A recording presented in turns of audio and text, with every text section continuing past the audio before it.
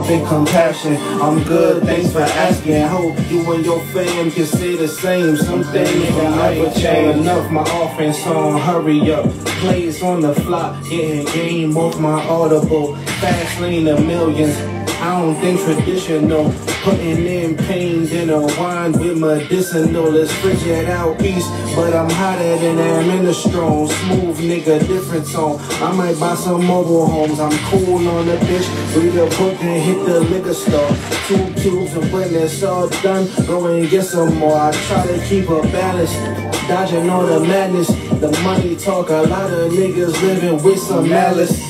You could go from average to having a big advantage and do so well. Niggas won't believe that you planned it. Nigga, I don't panic. I pinch bread.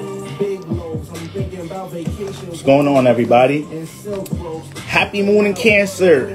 Alright, just want to run through some energies, alright? Get everybody prepped up for this new moon transit. Let y'all understand what y'all got to be, what we dealing with right now, these next couple of days before we go into the weekend. You feel me? So we not having, because that moon and Cancer energy be strong. Be strong. Chanel Goddess Vibes in the building. Patreon family in the building. Chu Meeks. Mio Baclini. Jazzy B 6112. Velvet Weekends. Yeah, no do-rag today. Divine Butterfly. Fabian Parisian. Belle Papillon. Mindful Me. All right. Yesy, I hope you enjoyed your birthday. Yesy, I hope you enjoying your season. Yesy, shout out to all my Leos. Happy birthday to all my Leos. Call me Taji, JSX3, Candy Rod LaBoy. That's a fire tapestry. Appreciate it. Borrow the Lucky Libra tapestry is coming soon. You know, the Capricorn, you gotta get a market on. Borrow all Scorpio moons jealous as fuck. Scorpios have possessive energies. Let's put it like that. They have very possessive energies. So being possessive is not too far from being jealous. So if you feel like you're around a Scorpio that's jealous, there's something, it's obviously something that you do and you connected to, you inhibit, that, you know, they starting to feel like, you know, obviously they can't manifest in their life, which is not true. Their mindset about it is wrong. That's where all jealous energy stems from. But for the most part, all Scorpios are going to deal with a possessive energy. All right? They rule by Mars, so they're real competitive. Aries is ruled by Mars. They could get a little possessive too. But Aries is fire, so they detach quicker. They won't hold on to a relationship as long. They won't hold on to certain things as long. Fire burns bridges. It detaches. It transforms. Scorpio is water. They'll sink into what they feel like they should deserve, or what they feel like they have. And Mars sometimes be feeling like it should have shit that it didn't work for yet. You feel me? So yeah. The Scorpios can jump into some jealous energy quick. And this is coming from a Scorpio stellium. So see, I experience this energy. I have Mars and Pluto in Scorpio. They home. So I know, I naturally understand how you have to build up a gas, a fuel when it comes into your goals and passions. This is what Scorpios know how to do. This is why I say Scorpios are very strategical. All right? Because they know how to have a goal, a plan. And Aries will just start acting on it, moving on it, driving on it. No plan. They just learning as they go. They just trying to accomplish it. It's cardinal fire. Scorpios, they gon' study some more. They gonna soak some water up on it. They gonna soak some gas, some fuel up on it.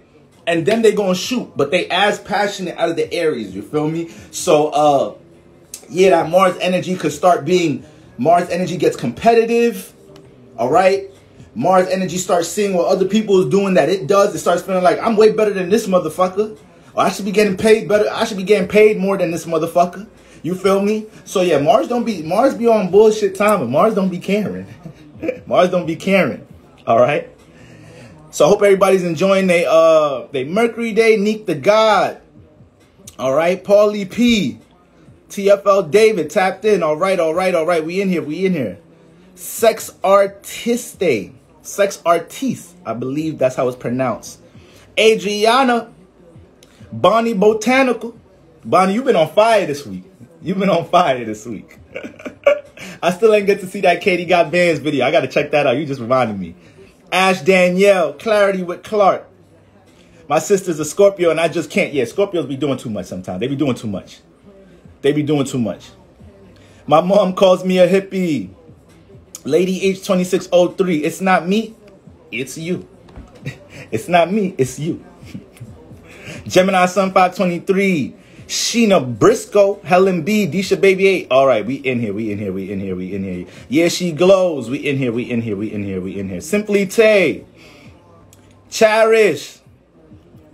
What's going on, mama? The only Pharaoh. All right, let's get into it. So, guys, just a couple of important alignments I want to get into, so we get to understand how we got to make the shift this week right now, going into this new moon weekend. All right, y'all ready? I told y'all this is gonna be somewhat of an intense, upbeat type of week. All right, just because it's a new moon week, so everybody spiritually is feeling like they're getting ready for something new. You may not be able to see what it is, all right? You may not have so much clarity of what it is right now, but your spirit is feeling like it's getting ready for something new. Your spirit is feeling like it's about to embark on transformation. Oh yeah, everybody, yo, tap in with Venus and Taurus. All right, y'all. That's who. Let me put her at in the motherfucking. Let me get Venus and Taurus at in the zone. All right, y'all go ahead and get y'all customized attire. All right, she began busy with it every time I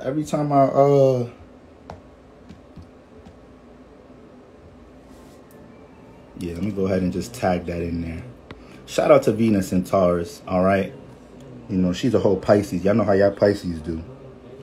Y'all know how y'all Pisces do. Shout out to all my Pisces, Sun, Moon, Risings. Natural creatives. Don't even be knowing. Y'all Pisces be so creative. Y'all don't even be noticing. Like, y'all be on some...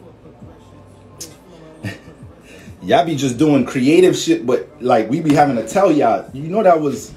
You know everybody just can't do that, right? You're like, oh, what? Make this shirt? Oh, what? Sing like this? Oh, what? Read a natal chart? Pull cards? We like, yeah, and that's not everybody know how to do that, Pisces. They like, what? Oh, now this regular. I mean,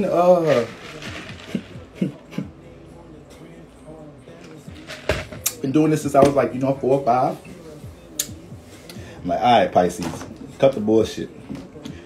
Damn well you just did some hella creative shit like this. I can teach you how to do this, boy. It's easy. I can teach you how to make clothes. Like, when you free. Like, all right, Pisces, you just throwing all your time. Leos will be passive aggressive like that. Pisces won't be that passive. The Leos be acting like the shit that they do creative. Like, what, bro? This anybody can do this shit. Like nigga, you know that shit was. Not everybody gifted like that. The Pisces won't understand is mute of water. It be the Leos acting like oh, this shit, bro. Oh, this shit ain't shit, bro. But they naturally creative, so in their head, they really be, it's like it comes off as fronting to us a little bit, but in their head, they really fake thinking like that. Like, Pisces really be lost a little bit. Pisces be like, I mean, there's YouTube tutorials how to do this, I know I've been cooking like this and just not going on YouTube to watch cooking tutorials, and nobody ever gave me recipes. I just get in the kitchen and I've been dealing with so much mixes and seasonings and shit for so long all my life that, I'm just creative as hell in the kitchen. But I mean, bro, you could just go on YouTube and learn. Like, come on, stop playing with me. Stop playing with me, Pisces. Just rub it. You just showing off a little bit. Like, well, you just need some sazon. Do you have pink?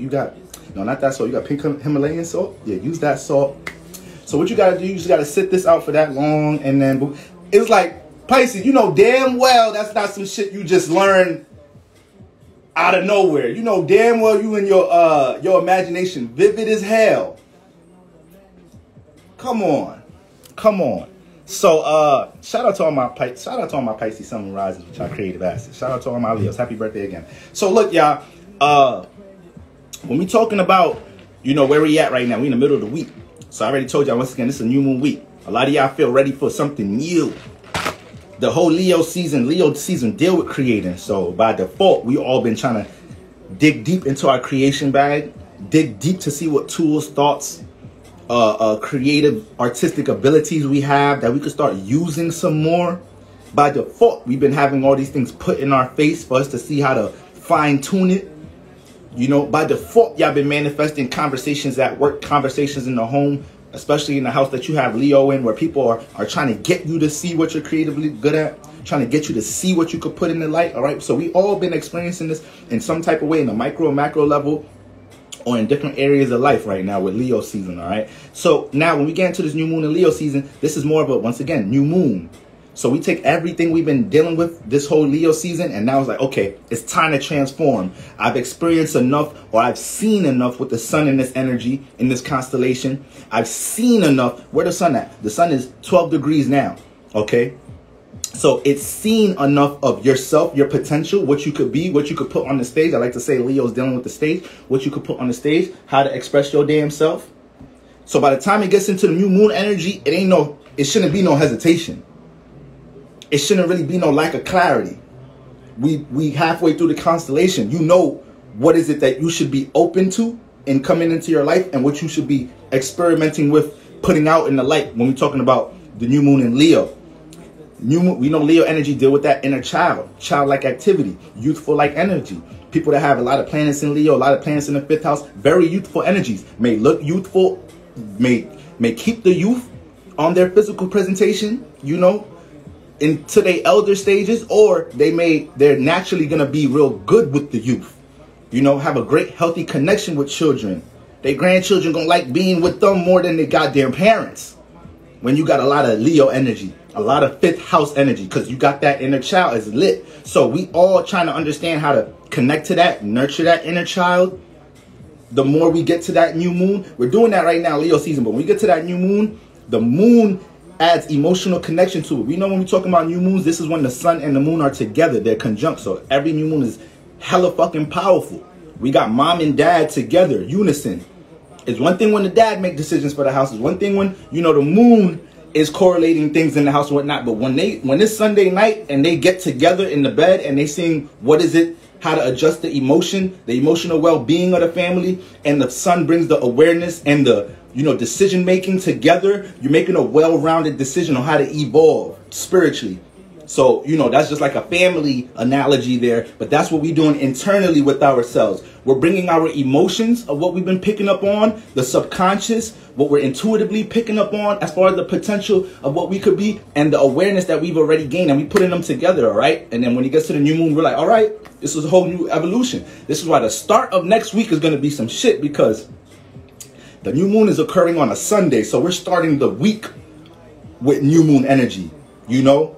Being, once again, feeling like we have to fulfill a new us, or we have to shed some skin. We have to evolve. So a lot of transformation going on right now. There's a lot of transformation that takes place in the summertime. A lot of people die in the summertime. A lot of people were born in the summertime. The whole world's going through crazy evolution around this time. A lot of sex during this time of the year. You feel me? Real hot, real spicy when we talk about Cancer season. And we talk about Leo season, and then getting into the end of the summer, which is Virgo season. Virgo season is when we actually kind of get grounded and be like, damn, Cancer season was an emotional roller coaster. Leo season was an emotional roller coaster. All right, now we got to make sense of it all. Deal with the reality of everything during the summer as we go into the fall season. So Virgo brings us the most grounded energy in the summer, but even Virgo season be turned up because Virgo dealing with the nervous system. Virgo dealing with the nervous system is dealing with how we think. So we need to make sure our minds is in the right place. We need to make sure our Virgo houses is organized, because going into Virgo season, which is going to be in a few, we start feeling like our back is against the wall and we have to do so much rearranging, so much fixing. And Virgos is good for fixing things that ain't broke, because it's their natural energy to rearrange, to organize, to put things in order. That's why they're very restless. So that's why we always got to tell our Virgos, relax, calm down. You got a Virgo partner, make sure y'all going to the goddamn masseuse every couple weekends. Or you got to be their masseuse, shit.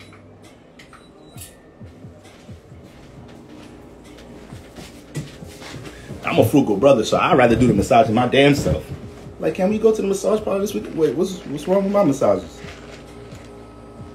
Ain't nothing wrong with my massage. Just go in the bathroom, get the we still got a little bit of coconut oil. Is coconut oil left out? Ran out? Alright, check under the cabinet. There should be some baby oil in there. Come on. Yeah, go put a little bit, warm some of that up. What's wrong with you? I ain't paying that $250 this weekend. We did that a couple weeks ago. You could do that once a month. Now you trying to do it 2 times a month. But pass that goddamn coconut oil. Let me get in them crevices. Let me get up in that nervous system, Virgo. What's wrong with you with your tense ass? Virgos be tense. It's so crazy. It's so crazy how in the zodiac, our gifts are sometimes the things that is hard for us to deal with ourselves.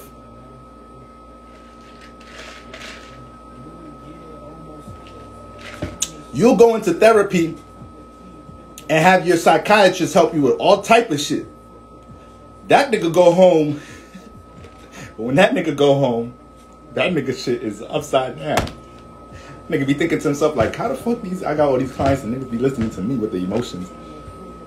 I have my shit upside down. So our energies play out like that a lot of the time. And this is why as humans and spirits in human bodies, we sleep on ourselves. We front on ourselves at times because we start feeling like, bro, I'm a coffeeologist. Man, it's my second one today. Shout out to Dunkin' Donuts. I know y'all like Starbucks, but Dunkin' Donuts coffee on another level. I don't know if Starbucks is. This is my last week with all this extra coffee shit. I don't even like. I'm ODing with the cap. I don't like this shit. This shit is fake addictive. It really is. So I'm gonna try to tone this shit down. You feel me? But yeah, Dunkin' Donuts is crazy. Dunkin' Donuts is crazy. But and I don't know how to order coffee.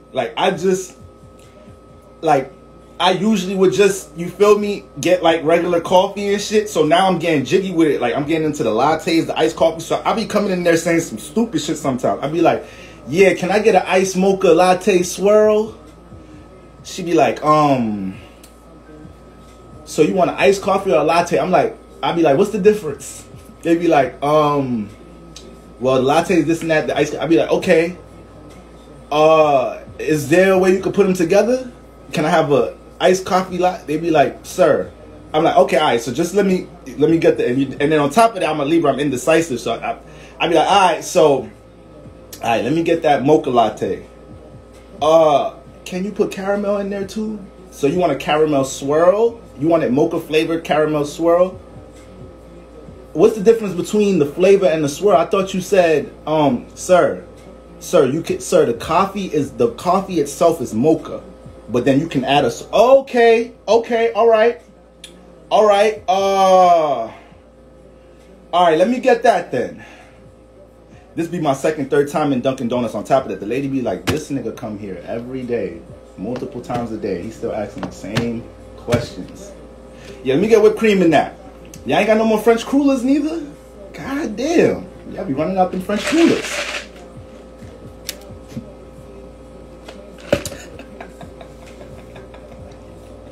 I be sounding retarded in there. I be wishing I came with, I be wishing I could be going in there with somebody that know how to order coffee so they can order the shit for me. I fucked around and ordered some shit the other day. And I didn't even know what I ordered. And the shit was bussin'. It was frozen coffee. But it was like slushy. It wasn't like, it wasn't latte. It was like slushy. I still don't know what the name of that shit is. I guess it's just frozen coffee. So I came in there like, yesterday, yeah, I got some shit, but it was like slushy. And it was like, oh, okay, the flavors, they started naming fruity shit. I'm like, no. I don't want like the fruit slushies. Like, it was a coffee slushy. It was like, the nigga was lost. I'm like, damn, how the fuck do I even describe this shit? I start going online on the menu because they ain't had a picture up there. I'm like, yo, it's coffee, but it's like slushy. It's slushy. It's like my friend. I'm like, you know what, man? Give me a couple more weeks. I'll be all right. I don't know what the fuck I'm talking about. Right now, I'm still a little fucked up. Lattes, iced coffee, frappuccinos. It's too many of them shits. And then the other day was late as hell. I wanted to stay up, get some extra work in. So I got Dunkin' Donuts coffee in the house. I ain't never making my coffee ever again. Once you start getting coffee from Dunkin' Donuts and shit, I make the weakest coffee in the world. I'd be disappointed as hell. I was disappointed as hell drinking that shit. Shit was just black too. No milk, no cream, no. Nigga, I'm ghetto. I'm ghetto as hell, y'all. Lord knows I ain't lying. I made fucking coffee. That shit just straight black. Nigga, I'm putting honey in that shit. I'm like, all right, this should do the trick. Put some ice in that shit with some honey. I'm like, this shit ghetto, but this shit, I gotta find a way to sweeten this bitch up somehow. So yeah, I'm ghetto, y'all. I'm fake ratchet doing it with a lot of shit I do. Y'all may not see me for the next 2 days. That's why I gotta go live right now, because I plan on taking my hair out tonight. That should take me about 48 hours. And I'll be busy as hell. So that should be taking me about a good 2-3 days. So I might not see y'all till the new moon. So this is why y'all just gonna get straight tweets from my ass. So I'm trying to make sure we get it together. So let me get through these energies real quick. So yeah, family, this is basically what we preparing for getting into the goddamn new moon on Sunday. You feel me? New moons, new opportunities. New you. To take out 4 braids? Nah, these bitches be... Listen, these bitches be tight as a motherfucker. Like, nah, I be struggling. Real talk. I be struggling on some edge shit. This shit, I got 2 on the side, 2 in the back, 2 in the front. So it might not take that long. But I had box braids before that. That shit took me 3 days. That shit took me 3 days. You feel me? So I don't know. You feel me? And that take out hair... I love my hair braider. Virgo sun, Pisces moon. She's different. But damn, to pay to get that shit taken out too. Ever since I started braiding my hair, ladies, I got a different respect for y'all. This type of maintenance, this is a real life bill. Getting haircuts was already a bill. I go to the barbershop 2 to 3 times a month. That's about 40 cash plus a tip. It's like $45. Times that by 3, and I calmed it down to get my hair done once a month. That's it. I don't give a fuck what I look like. I don't give a fuck if I look like motherfucking buckwheat from the fucking I don't give a fuck if I look like a baby kid. I don't give a fuck if I look like motherfucker. What's that fucking movie with Alfalfa and them niggas, buckwheat and all that? I don't give a fuck if I look like any one of them niggas. I don't care, nigga. I'm getting my shit done once a month, and I got that good old 4C. Got that good old Lil Rascals. I don't give a fuck if I look like a little baby / rascal. Put them bitches together. My shit getting done once a month. And that 4C, your shit be crispy the first week. Like, okay, them parts. A week and a half, 2 weeks, you like, damn, I just got my shit. Where my shit? I can't even see where the fuck she parted that shit before. Like, alright, fuck it. Alright, but we got another 3.5 weeks to go. Fuck it. Alright. Enough jokes. We good. Alright. We broke the ice. Alright. We all good. We all comfy in here. So boom. Right now we got the moon in Cancer. Y'all know on new moon weeks, preparing for the new moon, we need to clean up the houses that the moon is transiting. We pick up on new moon, full moon energies like about 3 signs before it, and then it lingers about 3 to 4 signs after. So the new moon is in Leo. We're going to feel that bitch while the new moon is in Virgo, in Libra, all up to Scorpio. We still going to be in that energy until we get back to that full moon in Aquarius. So once again, another double full moon when we're talking about that Aquarius Uranus energy. This is another reason why this month is so transformative, because it started with some Aquarius energy with the moon, making us connect to how we associate ourselves, network ourselves, embrace change, embrace transformation. Embrace your goddamn individuality. I hope none of y'all has been suppressing your individual views and forms of expression and ideals for nobody this motherfucking month, this Leo season. You're not in alignment if you've been doing that. Y'all seen how yesterday was on my page. Y'all see how yesterday was. You feel me? I knew exactly, just because and I seen y'all leaving comments like, oh shit, boy, is the Gemini moon transit again. I knew where the moon was at. I knew how to use that bitch. Don't Gemini deal with communicating? Don't it deal with relating some ideals? So those was my ideals for the day. And I seen some of y'all, shout out to all of y'all. Shout out to all of y'all, because y'all was acting like soldiers in the comments yesterday. Motherfuckers leaving negative comments. I'm seeing y'all mad replies to that comment. Like, just block him then. Just get off the page then. Just unfollow then. Just this, that, and the third. You feel me? Some big head ass heifer left the goddamn comment. That's when you know you mad. Don't nobody even call women heifers no more. That's when you know you really that shit rub you the wrong. Some heifer. I'm from New York. We don't even talk like that. Where the fuck? Libra's air sign. We be pulling out all type of vocabulary. Some big head ass heifer left a comment. I woke up to a comment this morning talking about like, hey, I've been following this page for astrology. You should keep these views. You should keep these outlooks on your personal page or something. Bitch, if you've been following me for a minute, you should know I talk about shit beyond astrology at times. This is a spiritual account. This one day I could come off as a fucking life coach if you follow me on the right day. I might just seem like a fucking life coach. You might not even know I'm into astrology if you don't scroll back to other past quotes and shit. I read that shit. I'm like, people just be wanting to hear themselves talk. Like, people just be wanting to, what is you talking about, heifer? So, like, you know, I fucks with y'all. I appreciate y'all. Y'all was going dumb hard, you feel me? Some of y'all was giving me the energy like, you know what, Boro, calm down. I got this. I hope Boro didn't even comment to this, reply to this comment. I got this one. That was the type of energy I was even getting reading some of this shit. Like, goddamn. Like, all right, y'all. Like, Boro, we know you busy. You know what? We got y'all. We got you. We gon', you feel me? So I appreciate y'all, you feel me? Even some of y'all even DMing me, telling me this, that, and the third. But trust me, y'all, ain't shit getting under my skin about nothing. I just gotta call shit out. I just gotta call shit out. That's it. I have to make sure people are aware of certain things. You feel me?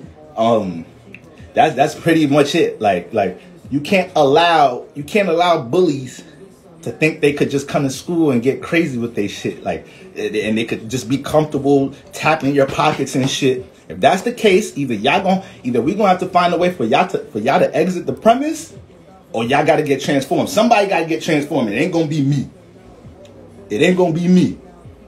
I've been bullied in real life, so I take things that's close to bullying, that may not be bullying, but it's close to bullying, I take it very seriously. And we getting spiritually bullied right now. All of us, the world, they're trying to spiritually bully us. So I ain't having that shit. Sorry. You're gonna have to hear these viewpoints. If you don't like it, if you just want to see sweet astrology jokes and memes, it ain't gonna be that 24/7 on this page. You feel me? So that's that. Now, back to us taking care of business to prepare for the new moon. Right now, the focus is our Cancer house. That's the focus right now. So when we're working up to new moons, full moons, this is why we always want to know, you know, where the moon is at, because that's the emphasis. That's where the heart of the solar system is at. That's where the vibration of this solar system is at. So the more we make sure we're personally in line, the moon was in Gemini. We may not all have Gemini moons. I'm a Capricorn moon. Some of y'all got Sag moons. That's opposite to Gemini. Some of y'all got, you feel me, Virgo moons. That's a square to Gemini. Some of y'all Sag suns or whatnot. So we all deal with different transits differently. We all have different energies. Don't nobody got the same natal chart. No matter how much placements y'all got to, even twins don't have the same chart. Because one at least came out a couple of minutes out later at the other. So a degree or two gonna be off. One gonna be a Sag ascendant 25 degrees. The other one may be a Sag ascendant 23 degrees. That's still different. It's still different. So that's important for us to understand, that every day we're learning how to take the energies we chose to come into the world with and adjust it with the energies of today. The only time we was in your energies was the day you was born. And you ain't even know how to fucking do shit that day. You just fucking crying, shitting on yourself. That's all you was doing that day, was crying, shitting on yourself, and trying to spiritually figure out what the fuck just happened. Because you was just chilling for 9 months. You was macking. You was macking. Food was coming. You wasn't doing no work to get nothing. You know, maybe it might have been a little tight in there for some of us. You feel me? Like damn, this week is a little... Is shorty anxious up there, son? I don't know. I don't know. And something kept poking me last night. I don't know what the fuck that was. Was that my dad? So we just in the womb we was just in the womb chilling. Every other day or so, every other week it was some bullshit. Might have got some food they didn't really want to eat. Like, damn, Ma. You going crazy on the fried foods this week. Shit got too much grease.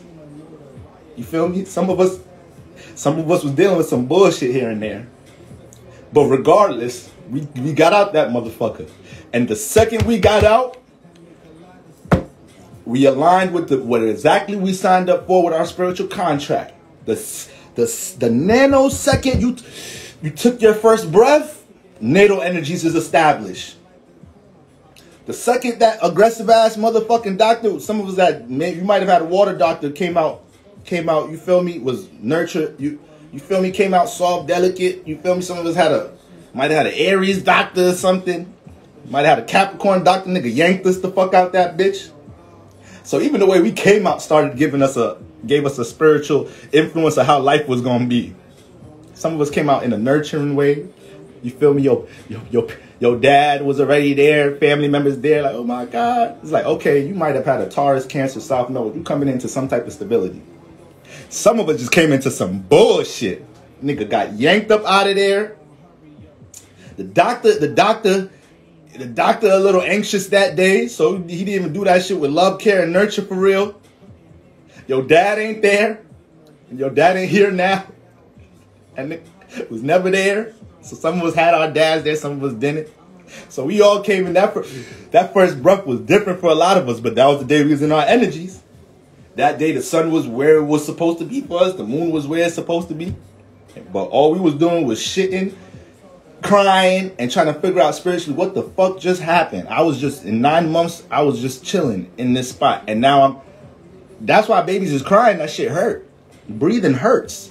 The lungs is pierced. You feel me? It hurt to have the lungs be hit with air like that, with oxygen like that. So, you know, and then on top of that, we just don't be knowing what the fuck is going on. So we go through transformation is crazy. That's all birth and death is transformation, you know? And the closest we get to them energies is your solar return, is your lunar return. Some of y'all might have a couple of planets in the same place. Like there might be somebody right now that got the Sun and Mercury in Leo and Mars in Gemini. And Mars in Virgo. You got 3 planets in the same place. Okay, you experiencing a couple of returns. But we ain't never gonna get back to everything being the way where it was when you first came in. AKA every fucking day we have to learn how to align with the solar system with what we brought in. So it's already one thing mastering our personal energies, but then we got to master moving along with the vibe of the world. We got to master moving along with these moon energies. That's why I'm telling y'all it's very important to understand, you know, y'all can keep a moon journal or whatnot and track what happens when the moon, or what vibe you're in when the moon is transiting a certain sign, because now it's starting to just continuously prep you every season of a certain energy you know you about to be in when the moon is transiting a certain house or whatnot. A lot of y'all don't even be realizing a lot of shit happens with y'all with money and career when the moon is transiting y'all earth houses. Or every time the moon transits here is a full moon, or the moon transits your 7th house or something, you don't even realize this is the time you and your partner argue a lot. Or y'all don't realize every time the moon transits your 4th house, you get so much responsibility in the home. And you need to learn how to make sure, you know, you taking care of your space, so your family not emotionally dumping on you, making you do mad things. So like, it starts helping you prepare for the positive and the negative. That must have been the most trolly question in the world. Am I taking the blank? Yeah, you either you super new here, or that's a troll. One or the other. I don't know. And I don't even have that big of a account to be having trolls like that right now. So I guess that's something that's going to be new for me in the new moon week. You know, I guess that's something I got to get used to in the new moon motherfucking week. All right. So, yeah, word, you're in the wrong live. So, the new moon energies, we got to make sure that's how we do the work. So, if it's let's say it's a full moon, because full moons are more catastrophic and transformative than the new moon. So, let's say it's a full moon, and when we get to the full moon, we end up manifesting a moment that we super express our emotions or super release our emotions on an individual, or we get into a situation because of the full moon and we have so much emotion about something and we end up manifesting a transformative, chaotic midlife crisis like moment or whatnot. If you knew there was about to be a full moon at the end of the week and you worked with the full moon transiting them 2-3 houses before it, that was your way of being able to prevent that situation. Because as the moon was making its way there, everything that you were being influenced to react to with your emotions, you was keeping note of it. So you was like, okay, by the end of the week, the full moon is going to be in my 7th house. This week is starting with the full moon in my 4th house or my 5th house. All right, so I got to start the week reacting to my 5th house energies, seeing what affects me positively and negatively in this house. Then when it gets in the 6th house, I got to make sure I take care of energies here. That's universe way of letting you know, like, spiritually take care of this so we don't have to run into a super transformative moment in the full moon. So this is why making our way up into the new moon, the house Gemini was in to start the week, you guys may have manifested a lot of conversation, critique, a lot of situations you didn't see coming in that house, because that was the universe saying like, yo, take care of this so when we get to the new moon in Leo, we not dealing with old past shit. And we could, all the new opportunities, that new breath of life you want right now, you can receive that easily. We don't need to do all the work because we wasn't paying attention to where the moon was at before. Like, y'all got to understand, everything works in its divine timing. If you have the sun in a certain house right now, you're specifically supposed to be paying attention and taking action in that area in this point of your life right now. So that goes for every planet, for every transit, you feel me? So right now, the Cancer house is the most important house. This is the most important thing right now. The house that you have Cancer, you're already very private about that house. Off rip. You're very private about that area of your life. You're subconsciously emotionally connected to that area of life. You're highly sensitive in that area of life. All the houses you have water in, you're naturally sensitive in that area. Slightly empathic in that area. All right? So, and the sun is in Leo. So if you have the moon in water, that's the emotions. And the sun in fire, that's expression. These next 2.5 days, this is the easiest alignment to project in. We got the 2 signs that don't have other homes. The moon is home in Cancer, that's it. The sun is home in Leo, that's it. Mercury got 2 homes, Gemini, Virgo. Venus got 2 homes, Taurus, Libra. Jupiter got 2 homes, Sag and motherfucking Pisces. You feel me? Who else? Mars got 2 homes, Aries and Scorpio. The moon got 1 home. The sun got 1 home. So off rip, that starts letting you know the relationship of when we talk about the sun and moon energy. This is why not Mercury, Venus, and Mars. That's why they're not a part of the big 3. That's why when we look at your sun, moon, rising, that is really who you are in your totality. The moon is the core foundation, internal foundation of that being. The sun is the projection of it, of how you want to be seen. The rising is the natural personality and sets up your life path. This is why I was telling y'all, your rising sign, not to say you don't have characteristics of this energy. You definitely have characteristics of this energy, but you're not really that sign. You're experiencing what it is to be that sign. So I'm a Capricorn rising. When I look at another Capricorn sun, you feel me? I look at their actions from a different point of view. I look at their actions like, damn, that shit makes sense into, I could pick up on how they act on things to help me deal with certain areas of life because my personality correlates to it. But my sun is different. So the way I act on it, I got to find different ways to carry on the life path of that energy. So, you know, the rising sign is your natural personality. You don't know you do these energies. You know what you're doing with your sun. You know what you're doing with your sun. And then the moon, you become more conscious of that because you start realizing what affects your emotions positively and negatively. But your rising sign, you don't know why this is your favorite color. You don't know why red or blue is your favorite colors. That's just your favorite color. You don't know why sometimes people be like, yo, you okay? And you like, why people always asking me that? Because you a whole fucking Scorpio rising. You always look like you mad about some shit. You don't know why you a Aries rising. People always asking you like, yo, like your eyebrows are super arched and intense. You have intensity in your face, and people like, yo, you good? Like you mad? You like, why the fuck people keep asking me if I'm mad about some shit? That's making me mad as an Aries rising. That's making me hot. You don't know why as a fucking Leo rising. You don't know why as a Leo rising, every time you walk into a room, you feel so much attention from everybody. You feel like everybody looking at you. You wear a simple outfit. You feel like people gassing your outfit up. Like, oh my God, girl, how you put that? Where you get them shoes from, girl? You like, Fashion Nova? Y'all don't be seeing them fucking Fashion Nova ads on Instagram? You got the sun in the first house. It comes with a different impact. You could wear the same outfit as somebody else in a party, but you a Leo rising, so you got the sun with you. Your shit just shines a little bit more. You feel me? So this is what we dealing with when we start deciphering sun, moon, rising. This is who you are as a being, but the sun is your actions, how you want to be seen. The moon is the emotions, and the personality and the life path is the rising. So when we look at y'all Libra risings is crazy. Y'all the ones, y'all signed up for some shit this lifetime being a Libra rising. Whole chart reversed. So Libra risings, y'all end up feeling unfulfilled a lot of the time because your personality is to deal with other people, is to connect with other people. You feel me? And then y'all manifest a lot of situations where you feel like people not doing that for you. Or when it's time to get into your own personal shit, like nobody there to pick up the phone, help you with your shit, but you was feeling like you was helping everybody else with their shit. You feel me? And then being a Libra rising on top of that is like, a lot of certain rising signs is going to look like y'all always positive when y'all not. So it starts feeling like, damn, nobody know how to ask me if I'm good.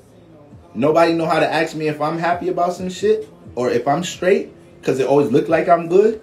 This is the life path. This is a Libra rising, Sagittarius risings, Libra Sagittarius suns. Leo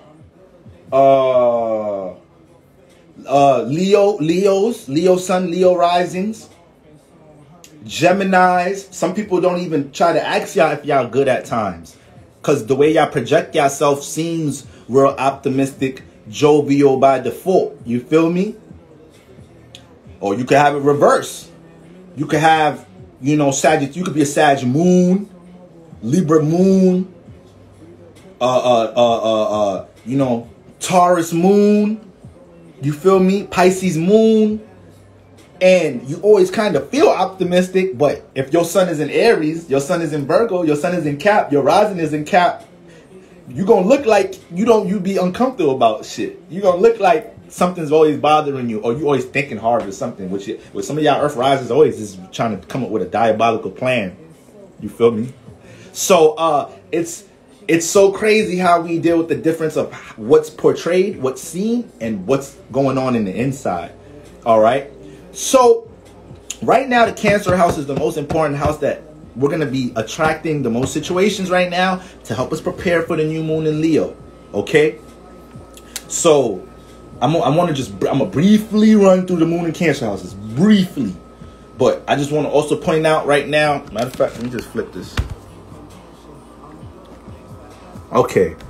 Right now, we got the sun over here in Leo conjunct, you know, Mercury, 12, 16 degrees. When we look at the sun is opposing Saturn and squaring Uranus. Saturn, what does Saturn deal with? Reality, obstacles, restriction, time. So guys, it may have started to feel like a shift in this week. We got Saturn over here, 9 degrees in Aquarius retrograde. It may start to feel like the ways we want to express ourselves or be seen this week, or the things we want to act on, is dealing with restrictions, people interrupting you when you want to go act on certain things. Other responsibilities are blocking what you want to act on right now. AKA, we need to make sure Saturn and the sun get on the same page. And these niggas don't like each other. These niggas do not like each other. You see what signs they in. They both in their home sign. Saturn home in Aquarius. The sun is home in Leo. So we already know their relationship already, y'all. We could just tell. We know Saturn don't reflect light, and that shit deal with getting into business and reality. We know the sun could give a fuck about reality at times. It's just dealing with how it expresses itself, how it wants to be seen as creativity, how it wants to live life, shine as light. We don't need to be so realistic to do that all the time. So by default, you know, a lot of the things that we're dealing with, connecting with other individuals' responsibilities, may be playing a big part in how we're trying to take action with certain things, our creative endeavors. And this is leading us into the new moon for us to gain more clarity of understanding how to take care of responsibilities so they don't clash with what we see, with our visions, with our new projects, with how we're trying to build self-identity right now. We need to learn how to take action on these responsibilities and find the balance. Opposites always deal with finding the balance, but they attract each other extremely hard. Opposites attract. All right? So that's one thing we have to understand with the sun opposite Saturn, guys. We may have to learn to slow things down going into the new moon and take our time with some of the things that we may be real excited to act on right now. Maybe a little too ahead of ourselves. Mercury opposite Saturn right now, it's kind of moving out of that radius. Mercury 16 degrees, Saturn's 9 degrees. I like to say, you know, when we talk about squares, conjunctions, all of that, it's within a 7-degree radius. So it's moving out of that right now. But we may have been having responsibility on our mind a lot. We may have been forced to think hard on a lot of shit. We may have been forced to think about our goddamn responsibilities when we're trying to do other shit right now with the sun and Mercury in Leo. You feel me? So that's what we got going on right there. Now, we also have the sun square Uranus. So where's Uranus ass at? We got Uranus over here, all right? We got Uranus over here, and it's in Taurus. So the house that you have Taurus and been going through the most transformation this past couple of years, okay? But this house is teaching you how to be an individual. This is why everybody right now is trying to understand subconsciously, spiritually, how to be more of an individual, gain more power and authority with how they're working on things. How to take more power over the things that affect your self-esteem and not get bullied by certain people, places, and things that affect your self-esteem, okay? And how to use that to transform and be more of an individual of how you look in the mirror and see what you have to use to work in this lifetime, okay? But the sun is squaring this shit. And I told y'all, when the sun, anything that the sun is squaring is something that we have to learn how to act on. Anything the sun is squaring is something we got to learn how to see. All right. And we're going to be placed in situations when for that shit to come in our awareness. And we cannot neglect that it's in our, you know, that it's right in front of us. We cannot neglect that shit is in our sight. We need to learn how to deal with it, express it some more, align it with our expression. So squares, all right, we know it's 90-degree angle. So we got Leo over here. We got Taurus over here. So we got that sun squaring Uranus. So we need to learn how to act on being more individuals right now. We need to be more comfortable embracing, expressing individual shit. Some people may have looked at me crazy yesterday. Some people may have looked at me like, damn, bro, you ain't even have to say all that. Even though you talking that shit, you ain't have to say all that. You know that might affect what you got going on. Nigga, we got the motherfucking sun square Uranus. You got to learn to be comfortable right now, expressing your individuality right now. The moment you start suppressing some individual views in your relationships, at work, anywhere, you out of alignment. And you're going to manifest a situation where you're going to feel unfulfilled because you ain't get that shit off. You going to sleep at night and you're going to be like, your partner, you and your partner, just whatever, y'all just had sex, y'all laying down in bed, whatever. But your thoughts at the end of the night going to be like, damn. I should have really let this motherfucker know this shit. And they think it's sweet because we just kissed and made up. But you feel unfulfilled. So some of y'all may have experienced that in your relationships to start the week. Some of y'all may have experienced that at the fucking workplace. Specifically in the areas that you have Leo and Taurus in your chart. You feel me? So that's what we got going on, guys, and it's only gonna get stronger. It's only gonna get stronger. Uranus is about to go retrograde, and we know when we got energies that's retrograde, it brings what? Spiritual homework. Is a revision time. We gotta revise. So it's gonna be a lot of situations, guys, that we did this earlier in the year, and they about to boomerang right back, and we gotta deal with them. We gotta deal with letting motherfuckers listen. Uranus deal with that no energy. Straight up. Uranus deal with that no energy. Learn to utilize the art of saying no, motherfucker. AKA learn to jump into some Aquarius energy. Learn to be of the world, in the world, and not of this motherfucker. Aquariuses naturally know how to do that. Aquarius, sun, moon, risings. Don't nobody got to teach them that shit.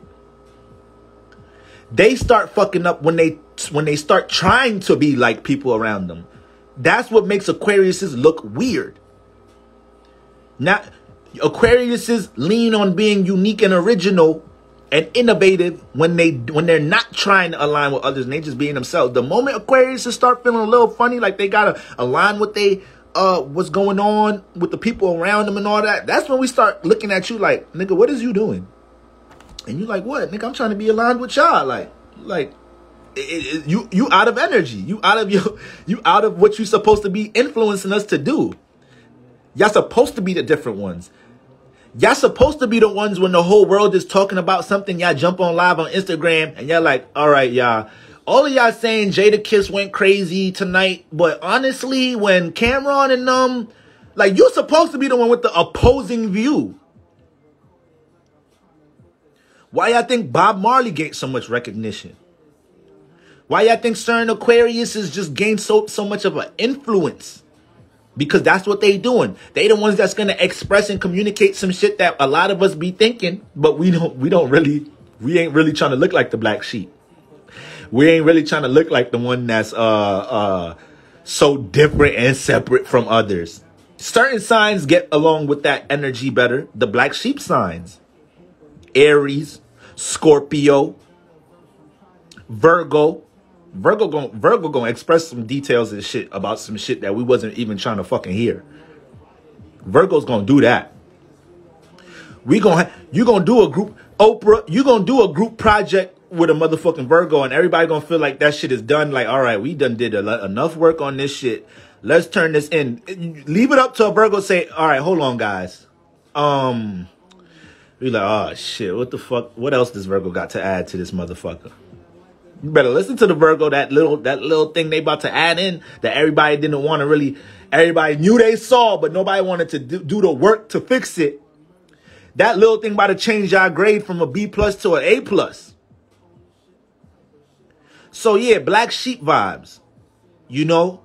And it's not just them signs. We have certain placements. For everything that I say signs know how to do, there's a placement for it too. So this is why I had another astrologer on my page just come on my page, and I'm not even trying to like violate or like put her down or nothing, because she was actually giving a lot of knowledge, but she was just going through all my posts, and for like she was answering questions for people that I didn't answer questions for, and some of them shits she was pretty much putting down. Some of them shit, she was putting down some of my tweets. Like, yeah, I don't really know what he's talking about here. But, and I'm like, shorty, this is why sometimes I don't like making them posts where I say like most this and that signs, most passionate signs, because I can't fit every fucking placement that deal with that shit in that shit.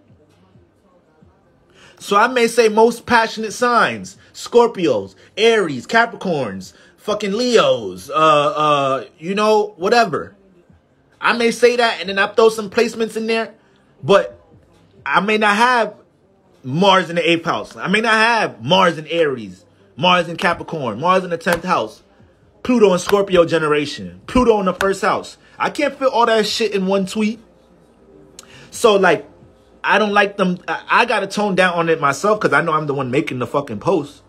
But y'all got to understand, guys, this is such a divine science. Niggas, we can't fucking list every fucking placement that, you know, influences something. I barely talk about asteroids. These bitches be hitting harder than the planets. If you got a reading from me, a lot of y'all done when we broke down your asteroids, you was like, oh shit. Yeah, oh shit. You feel me? Some of y'all got some asteroids in certain places. Some of y'all got an asteroid in a water sign, ain't got no water in the chart, but you emotional like a motherfucker. And then y'all gonna go on my post and say, well, yeah, Boro, I don't got none of these placements, but I'm hella emotional. Yeah, you probably got Palace and Pisces. You hold grudge energy. You probably got Juno in a certain, like, you feel me? So this shit is different. This shit is deep. Ain't nobody ever mastering this shit. It's always something to learn. All right? So, you can't master nothing. If there's somebody in the world that could teach you something about something that you quote unquote mastered, you ain't the master of shit. So overall, we got to learn to jump into this Aquarius energy, this no energy. Aquarius is ruled by Uranus. Don't nobody need to teach them to be separate, different. Don't nobody in a group chat. They the first ones in the group chat to say, no, actually, that dress is ugly. No, actually, this, that, and the third. Hey, I know them pictures with you and your partner look nice on the gram, but listen, that situation, don't think that shit ain't toxic. Because your gram look nice with that motherfucker. Count on your Aquarius friend to say that shit to you. To remind you. That's why Aquarius is, that's why these signs come off as haters. This is why these signs come off as haters. Yeah, I cover the asteroids in the 2-hour reading because sometimes, you know, the first hour, them 1 hour joints, you know, them shits be like 10 minutes. So, you know, I try to give the option. I don't even think I say in the description of the 1 hour reading, I cover asteroids in there for real. But this is why Aries, Aquarius is, Capricorns to a degree, Scorpios, Virgos. That's why they come off as haters. That's why they ain't hating. I ain't gonna lie, Aries and Scorpio gonna hate a little bit. We gonna hate a little bit. I'm a Libra. Mars don't care. Literally don't give a fuck.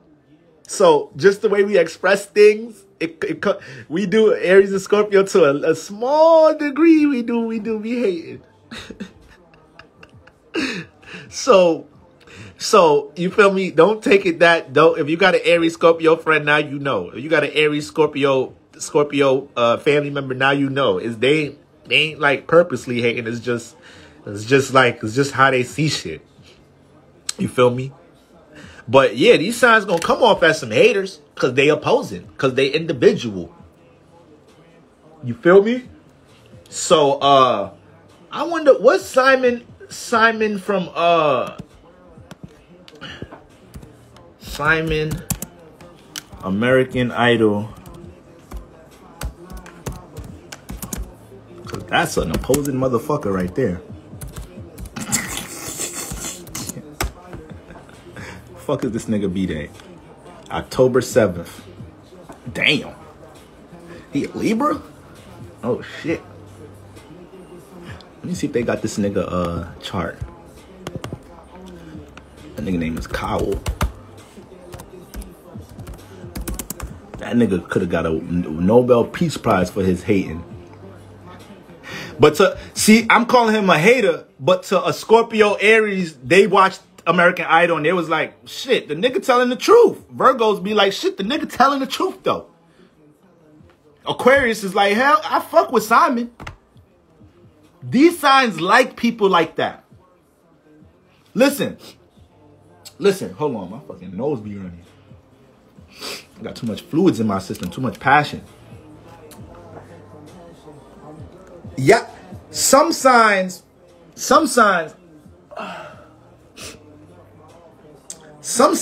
don't like being buttered up in their relationship. You may be dealing with an Aries, Scorpio, Aquarius, you dating them, and you trying to hella impress them, butter them up, compliment them. Some of them be like, all right, relax. Virgo probably wants it the most out of all them signs. But even Virgo, it can make them a little uncomfortable because they already critical of themselves. So they'll start thinking like, all right, are they just like trying to get in my pants? Are they just, it could be genuine ass, like, yo, you look really nice today. Yo, your makeup, boom, boom, boom. And Virgo start thinking like, what's the agenda? it sounds cool. Like, yeah, I did spend time doing my makeup. Okay, thank you for the compliment. But, you know, Aquarius, Capricorn women, I was breaking down some of these characteristics in the psyche of sex with these signs. So it's like, some of these signs you gotta chill with that shit. They actually like seeing you be opposing. They actually like when you go to dinner with them, you feel me?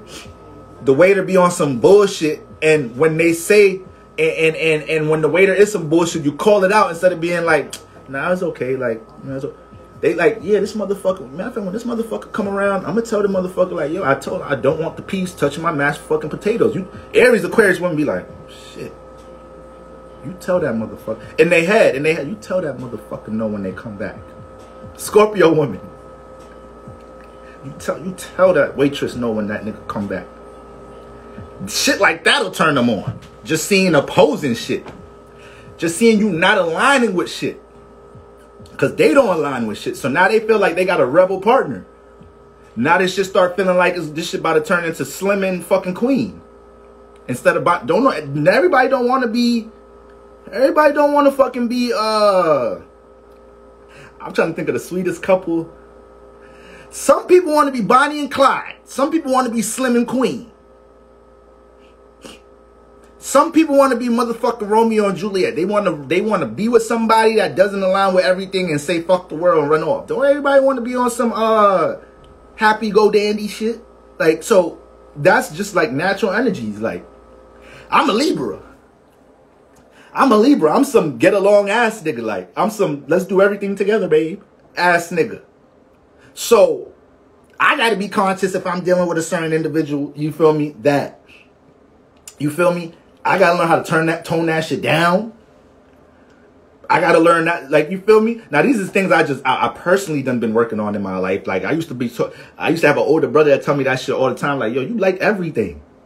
Goddamn Libras, we be liking everything. Like, every song be good. You want a compliment on your outfit? Ask a Libra. Ask a Libra, like, yeah. You don't look fat. Hell no. Shit. Ask us. You gonna get that compliment. With our all we do is talk Venus energy. That's all we do. You want the real spill? Go ask an Aquarius. Go ask them. You want a real opinion if you look fat in that dress? Go ask your Aquarius partner. Go ask your Aquarius sibling. Especially if they a kid. You know the kids don't be giving a fuck. Aquarius kid be like, Aquarius kids start laughing at you like, yeah? Your friends ain't tell you that when you bought it?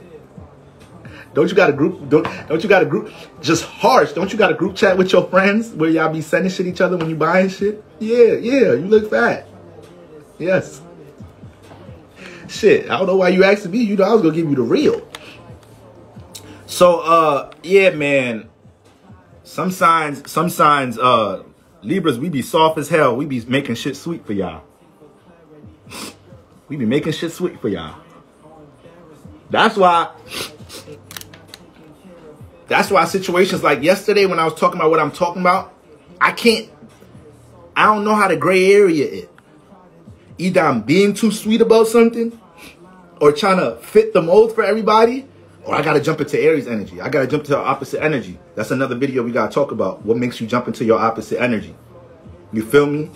So as a Libra, we jump into our opposite energies as defense mechanisms. We don't know we doing it at times.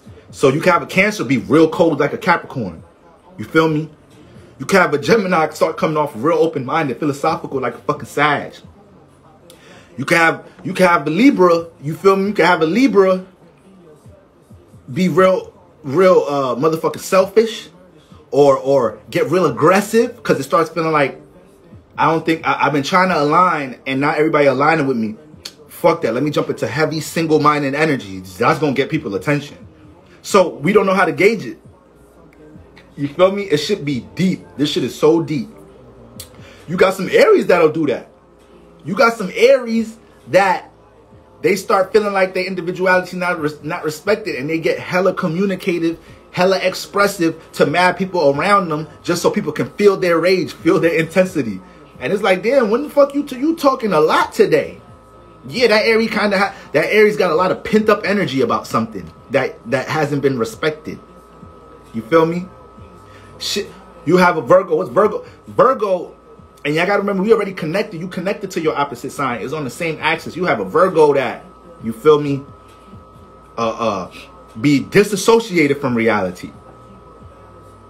You got them Virgos that will disassociate from reality, jump into their Pisces bag because the regiment, the routine, the things that they heavily always thinking about, their nervous system is highly active, and they say, fuck this shit. Let me go to Pisces land for the next 2 weeks. I ain't fucking with reality. It's hard to get in touch with the Virgo now. They're acting coming off nonchalant. You feel me? They not here. They in imagination realm. They had to disassociate from reality and responsibilities to feel like they gotta find themselves again. Once they get in tune with their dreams and their emotions and their subconscious, like, all right, regeneration time. I'm back. All right, back to my schedule. You feel me?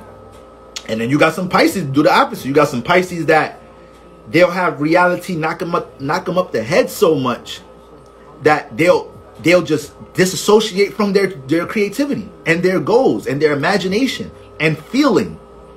And it's like, yo, I got to be 100% into reality these next 2-3 weeks to make sure I get this situated for this fucking essay, this big ass essay I got to get done in school, or this fucking big ass project I got coming up here, or this whatever. They like in super reality mode because they know their imagination could take them elsewhere. I see it a lot with the Cancer Capricorns. That, for some reason, that access, I feel like they jump into their defense mechanism. We all do it, but you will meet a lot of cold-hearted, practical-ass Cancers, and then you will meet a lot of sensitive Capricorns. And you'll be like, yo, what the fuck? I thought Capricorns was like, y'all niggas is sensitive. You feel me? I said one little thing to this fucking Capricorn. Now they acting like they don't fuck with me at work. Now they all up in their private energy. They ain't fucking with nobody at work. You feel me? You be like,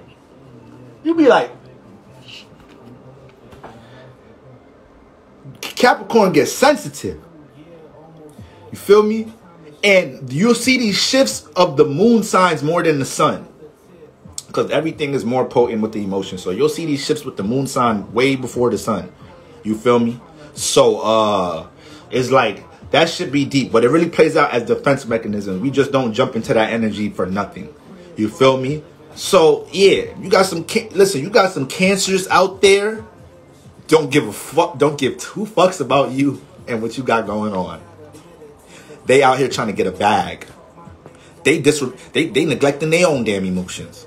And they cardinal water. That's what they're showing us, how to make our emotions high priority. But you got some of them that done said, fuck the emotions, fuck these emotional roller coasters I be dealing with in life, fuck all these emotional responsibilities I be having. Let me just channel it out with getting to the bag, building foundation and stability and shit. Cause maybe that'll make me feel more sturdy.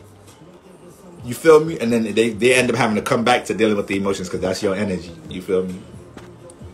So that's another topic. I always say we got some more topics to get into, but it'd be a lot, family. It'd be a lot. So, you know, this is what we're dealing with right now with the Sun square Uranus, guys. If y'all tapped into my live yesterday, I was pretty much hovering over this energy. I said this month, all of us are about to be transformed this month. There's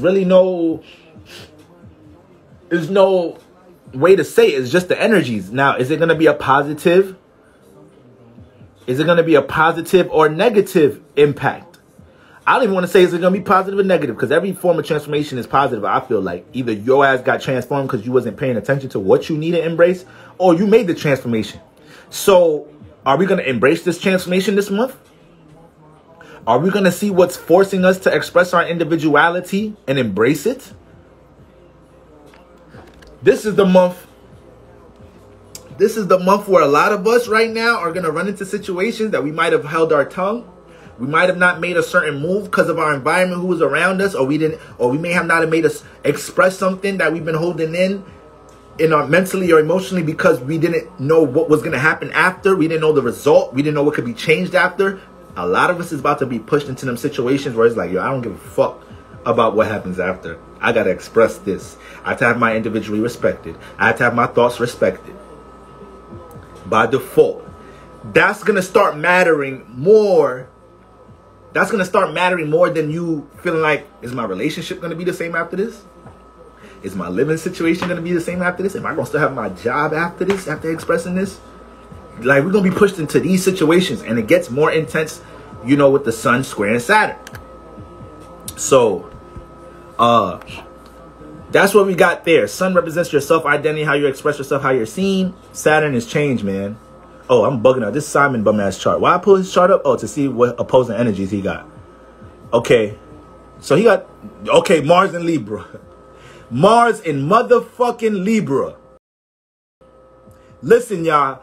I didn't, some of y'all been following me for a minute. Not too long ago, I was saying Mars in air signs, especially Libra, because Libra is the opposite of home. Mars signs in their opposite energies don't know how to act. And they won't really notice that they not dealing with the energy right.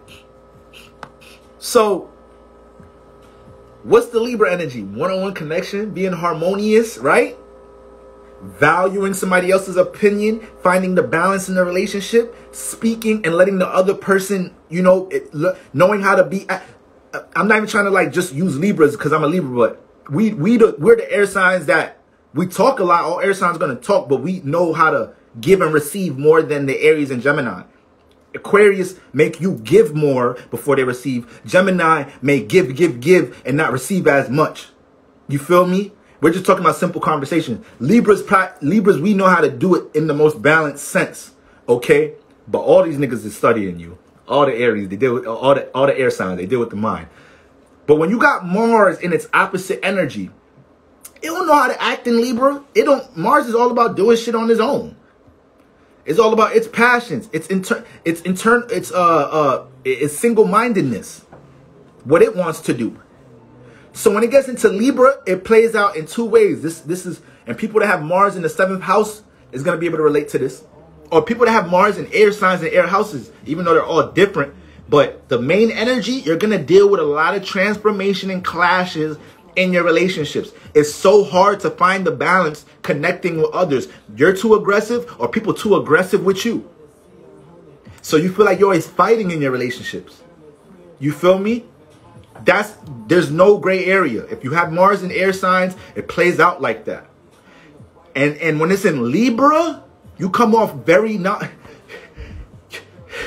Even when you're trying to align, you come off non-harmonious. You come off too aggressive. You think you so passionate about helping somebody else, and niggas is like, yo, bro, relax. It's like, motherfucker, I'm trying to help you, but you too amped about it. You too aggressive. You like, it's deep.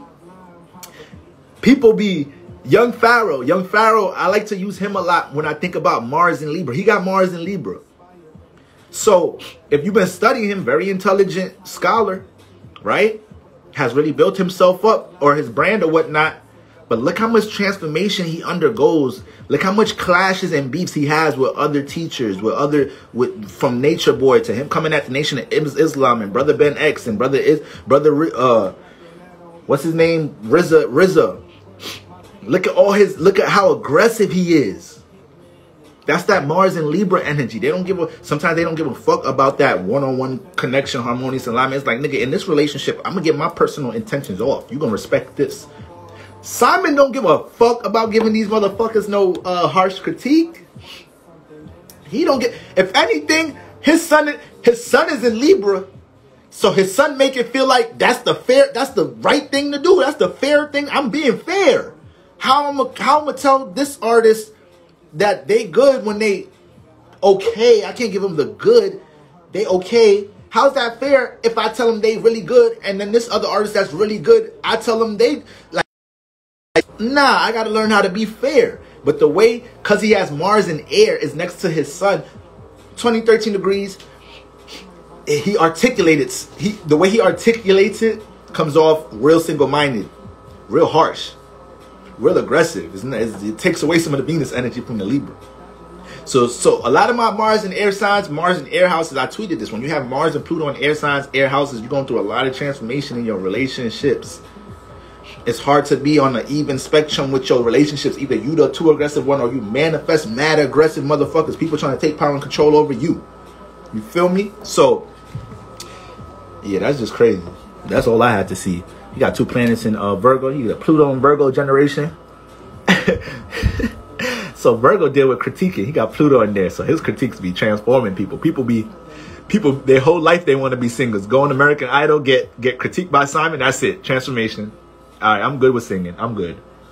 Let me go to culinary school.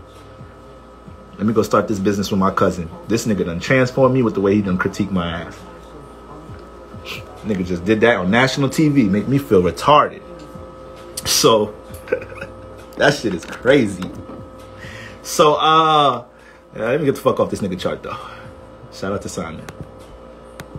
So, where the fuck? Oh, okay. So, yeah, boom. So, you know, that's what we dealing with, man. Sun is your self-identity. Uranus deals with change. Either we about to, and it's a square. Squares is, we can't just chill during squares. Gordon Ramsay is a fucking, all right, real quick. I think I pulled up his chart a few ago for something. Gordon Ramsay. I think he's a Cancer, if I'm not mistaken.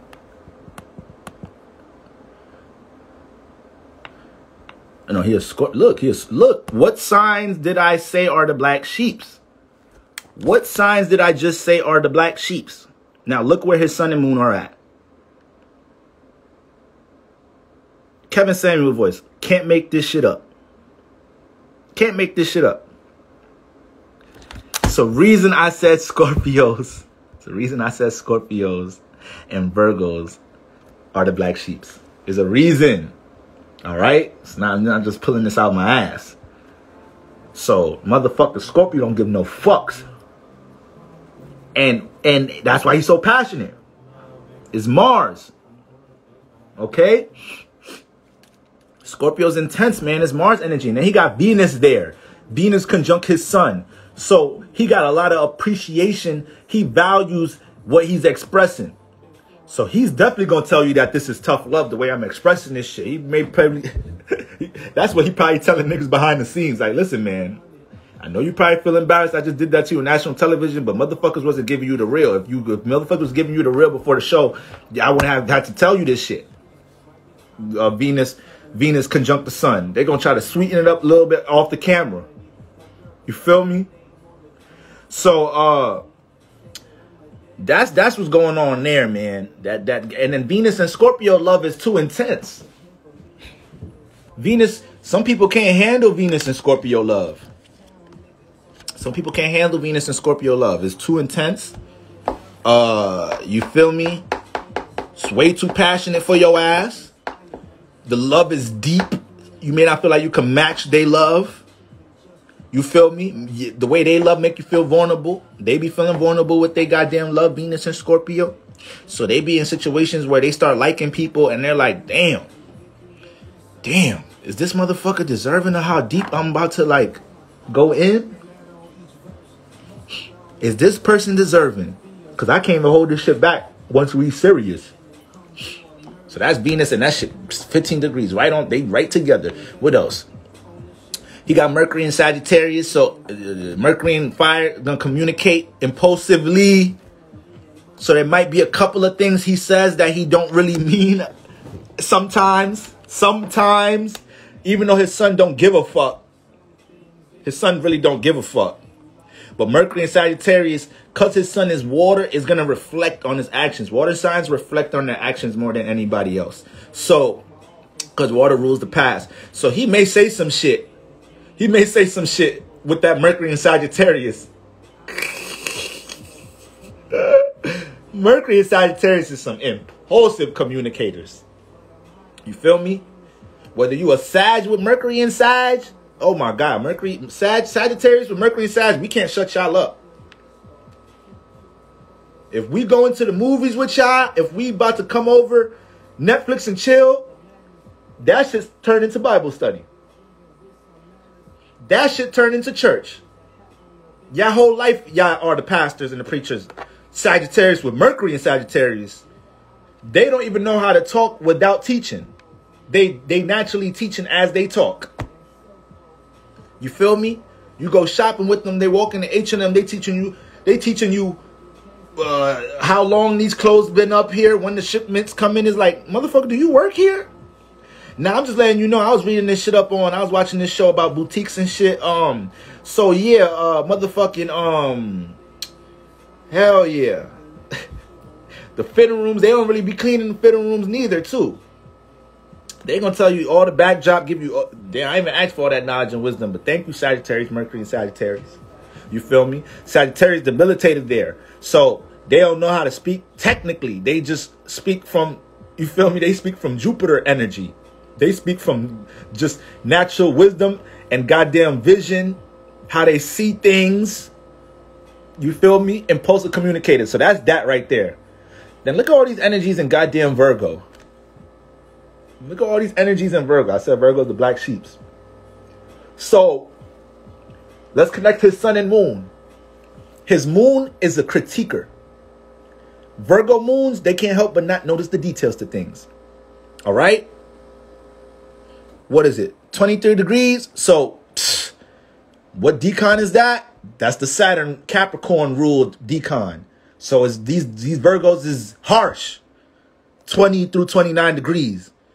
They don't give a fuck about, they don't really care about how their child upstairs crying because they told them some shit about some type of critique of son. It's Saturn. It's like, this, I gave you that critique to use this shit.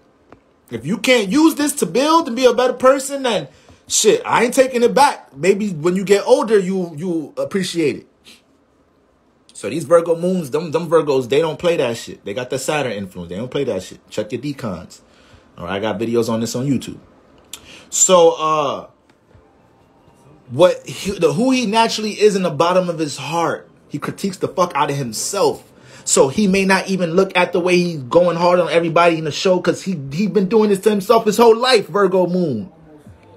I think I said this in the live the other day. Virgo moons, before you say anything to them about them bringing home B's, not A's, before you tell them anything about how they should have made a better play in that basketball game or that football game, should have threw the ball to this wide receiver, should have took this shot, or whatever, you should have ad-libbed this part of the way in the song, they was already beating themselves up about that shit.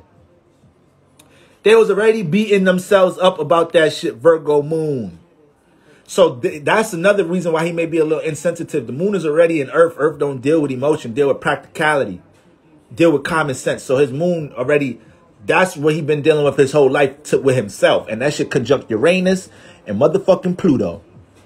So he been transformed so many times in his life with people being a harsh critique on him. He been transformed so much. That's built up his individuality and made him not to do what? What we just said Uranus energy deal with?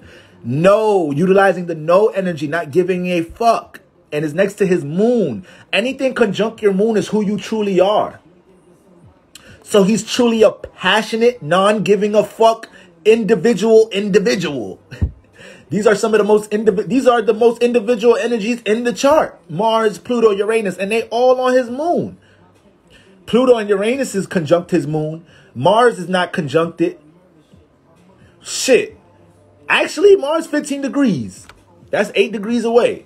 I say conjunctions is 7, so his moon still might be picking up on a bit of Mars energy, but shit, the shit next to Uranus and Pluto and Mars and Virgo, so it's all the damn same. So, yeah, you're going to feel his passion when he react to things. He going to be a little insensitive when he react to things. He going to naturally have a harsh critique on things. And then he's using a fucking Sun and Scorpio chakra to get it out. He's using a passionate ass Sun and Scorpio chakra to express it and get it out, ruled by Mars. That ain't making nothing else sweet.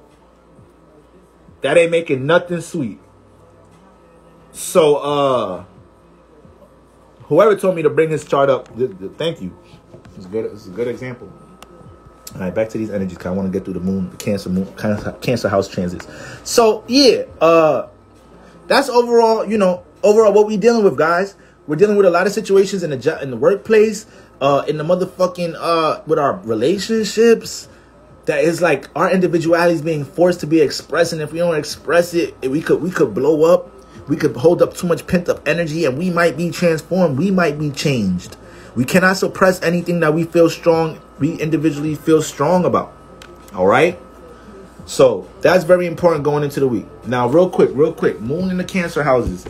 Let me plug my charger in real quick. Family and money.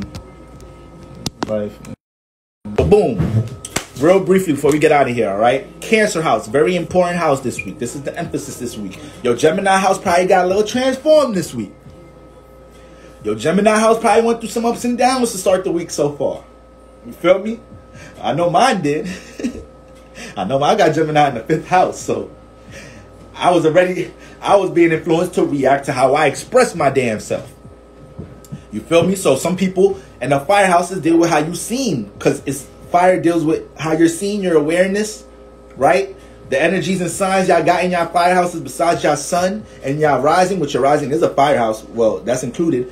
It affects a whole lot with how you express yourself and how you seen. So I know people see me in a whole different light. I know I seen how much people unfollow me like, damn, he was such a cool person, but I don't really fuck with Shawnee, you could go to my followers and go to Venus at Taurus if you want to get y'all customized. So everybody that's new in here, get your customized astrology gear. She just dropped new products. She got these dope ass astrology cups and whatnot. She was just in the chart. She was just in the chat a little bit earlier. Don't know if she's still in here, but yeah. So yeah, your Gemini house probably got shaken up a little bit right now. So now Cancer house is the most important. So let's just run through them real quick. AKA, this is the house that you want to clean up. This is the house that when you're dealing with issues in this house, universe is using the moon through Cancer to help you clean up anything. Y'all can get this on Amazon. I just typed in Libra tapestry. You feel me? But y'all gotta. I don't know if everybody want to get this. You see who's in the middle. You see who's in the middle. You feel me? Everybody's surrounding the Libra, so I don't know if that's for everybody. You feel me? That's my Libras fuck with that. But for the most part, you feel me? The situations that pop up in our Cancer house right now is what universe wants us to take care of. So when we get to the new moon in Leo on Sunday, we don't got to be dealing with this shit. We don't got to be dealing with it running around with our heads chopped off or whatnot. All right? 1 second, y'all.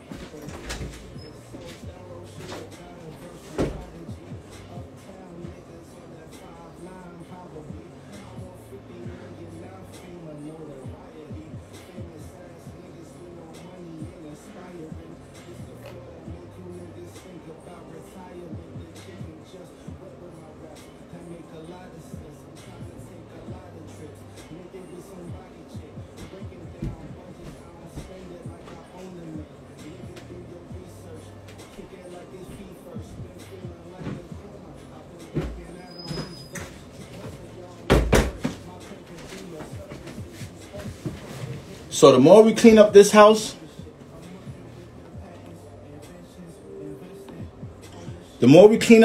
you feel me? We more prepared for the new moon.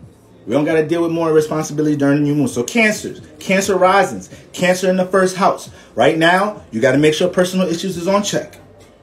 You got to make sure you're not suppressing how you personally express yourself right now, Cancer risings. 1st house is a little lit up right now. So it may be some things that you have to do personally in this house. Certain things you got, certain personal issues you might have been not paying attention to. When they come into the forefront, take care of them, nurture them, give them the attention they need right now. Cancer risings, this is a time right now that people cannot cross your personal boundaries. The minute y'all feel people crossing your personal boundaries, universe is using that situation to let you know you kind of been letting this happen. Nip that shit in the bud, Cancer risings. All right. Now, this is the thing. The sun is in Leo. We're very prone to project. We're very prone to take the emotion of the moon in Cancer and put that shit in the light. Express that shit. Use our sun in Leo to express that shit. If any of y'all know a Cancer moon, Leo sun, y'all know what I'm talking about. Shit, you could reverse the shit. You could put Leo sun, Cancer moon. Y'all know what I'm talking about. That alignment is not as dramatic as the moon in Cancer, Leo sun, but just having Leo Cancer in your big three, or if your sun or moon is on the cusp, on the Leo Cancer cusp, y'all not no easy walk in the park now. Y'all's not no easy walk in the park.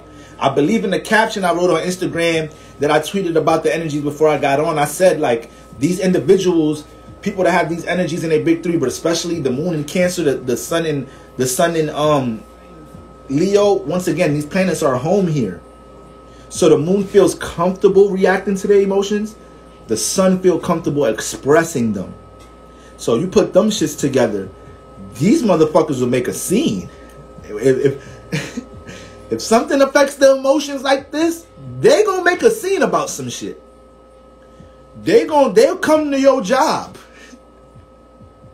They found out they found out you cheated or some shit. They'll come to your job.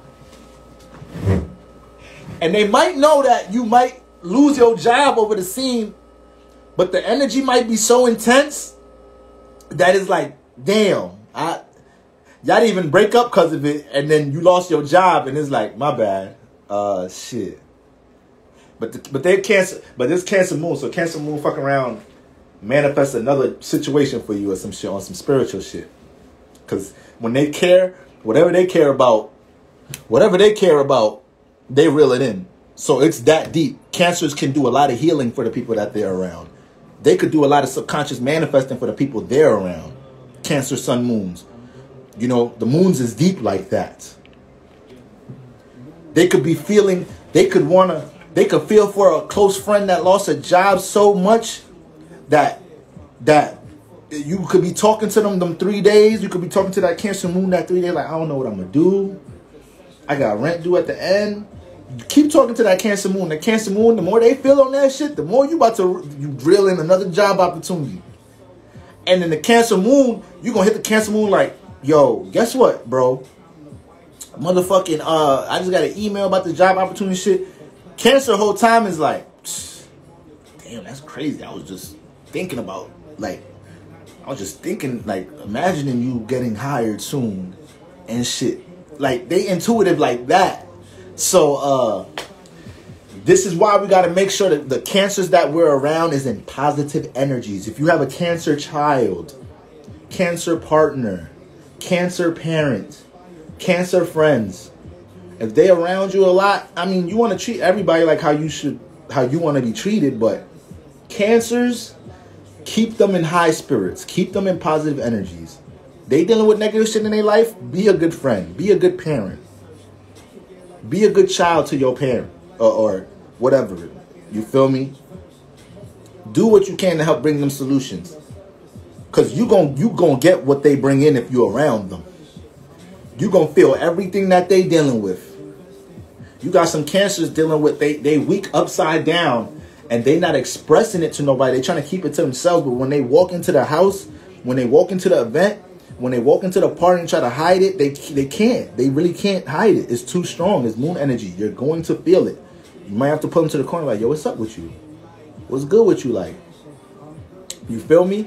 Or they at work, you need to pull them to the corner at work like, yo, what's up with you? They're like, nah, I'm good. They hit you with that, nah, I'm good. Like, I'm straight. Because, you know, really private. They're used to dealing with that shit on their own. You feel me? The sun in Cancer going to express it quicker than the moon, though. The sun in Cancer going to express what's bothering them quicker than the moon does. You feel me? And it might just be quicker to see. It's quicker to see with the Cancer risings and the Cancer sun what's bothering them. The Cancer moon, it don't matter how you seeing them. You feel it the most with them. You feel it the most with them. So they think they're hiding it more. They think they're hiding it more because they don't wear it on their sleeve like the sun and the moon. The sun and the moon wear their emotions on the sleeve way more. The Cancer moon, it don't even matter what the sun is, what the rising is. When they come home from work, you gonna feel that shit. Like, damn, mom ain't really having a good day at work. Like she's smiling right now for us. Like, her Sagittarius sun, Leo sun, Libra rising or whatever is smiling and giddy and shit, but That's a front. That's a front right now. Ma, what's really wrong? You feel me? That type of energy with Cancer moons. So Cancer risings, y'all personal life is y'all gotta clean it up. So anything that happens in your personal life, and when it comes to people that you're personally connected to, people, places, and things you're personally connected to, you know, how y'all deal with personal boundaries right now, that may, whenever these situations come up within the next couple of days, leading into the weekend, leading into Sunday, don't treat it like it's no small shit. Yeah, my friend's boyfriend, I think his boyfriend, has a Cancer moon, and when I met him, his energy was so heavy through these jokes, but he had lost his job in reality. And that's the thing about Cancers. This is why Cancers become comedians. This is why a lot of people with Cancer energy are some of the best comedians. Kevin Hart is a Cancer. Dave Chappelle is a Virgo Sun, Cancer moon, if I'm not mistaken. All right, if I'm not mistaken.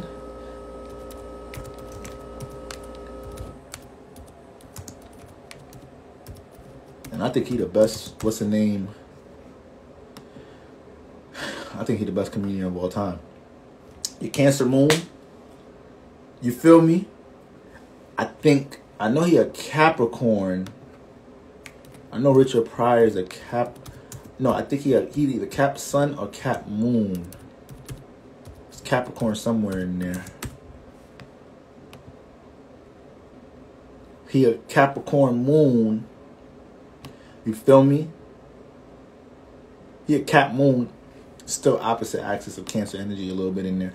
But this is why Cancers are dealing with comedians, dealing with being comedians, or why they real humorous, why they're real funny.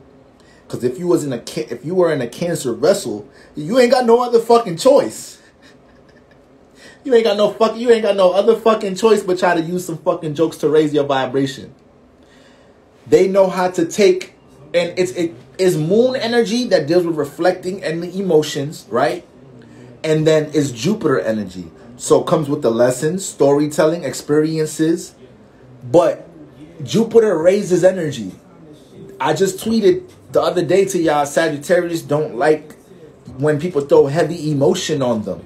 They like keeping things light. All right? Pisces, you can throw heavy emotion at them, but they water and mutable. So they know how to absorb and give you Jupiter energy back. They know how to absorb your pain. You feel me? They know how to sponge your pain and give you a gem, some wisdom back, or give them something from your experience to help lift your spirits. Sagittarius ain't absorbing like that. They're not doing all that shit like Pisces, but they rule by Jupiter. So they'll give you some knowledge and wisdom. They'll give you some insight on how to deal with your shit.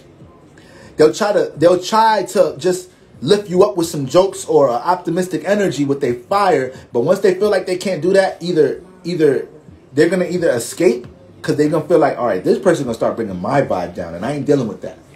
I try to give them all the optimistic ways of looking at things, the gems, the wisdom. I'm not about to dumb down my spirit because of that. They come out the house of enlightenment.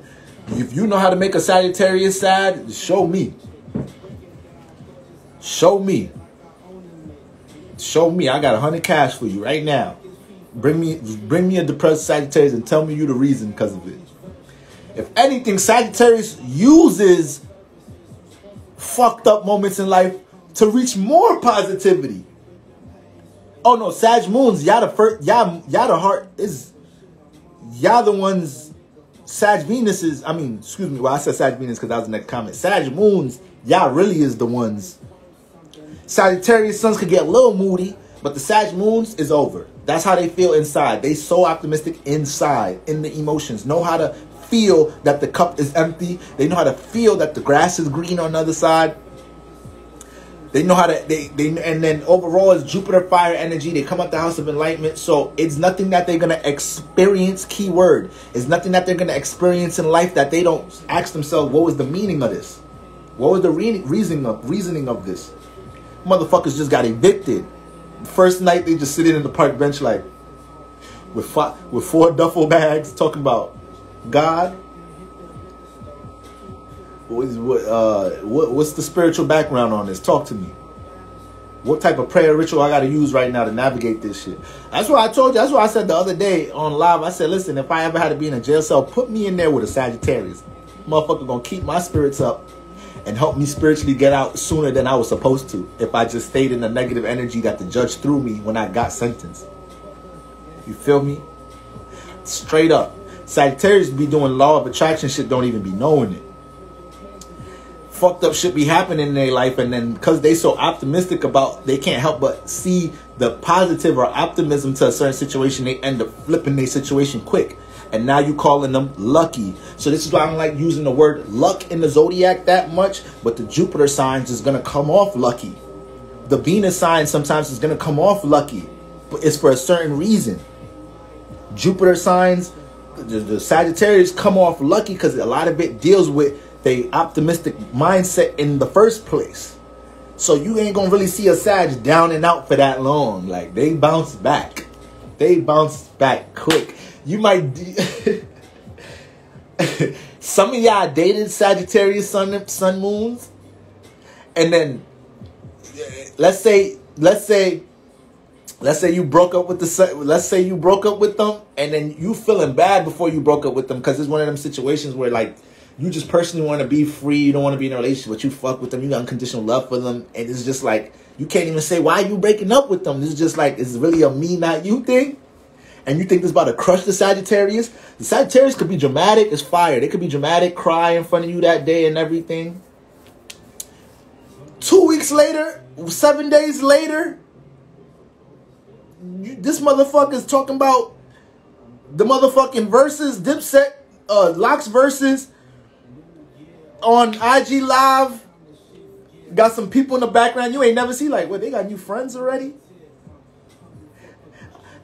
They on live, a girl comes, rubs their face, and you like, yo, chill.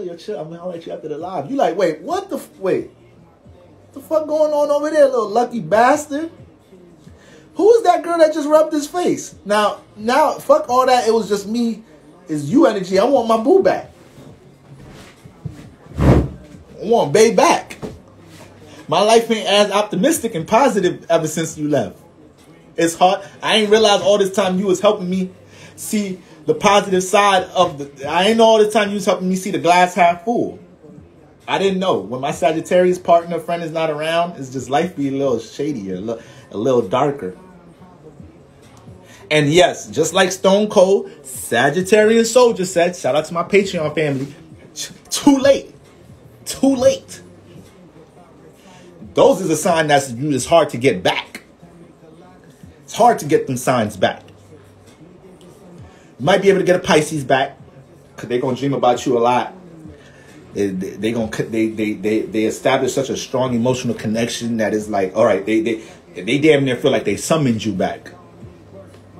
You may be able to get your Libra back. You may be able to, but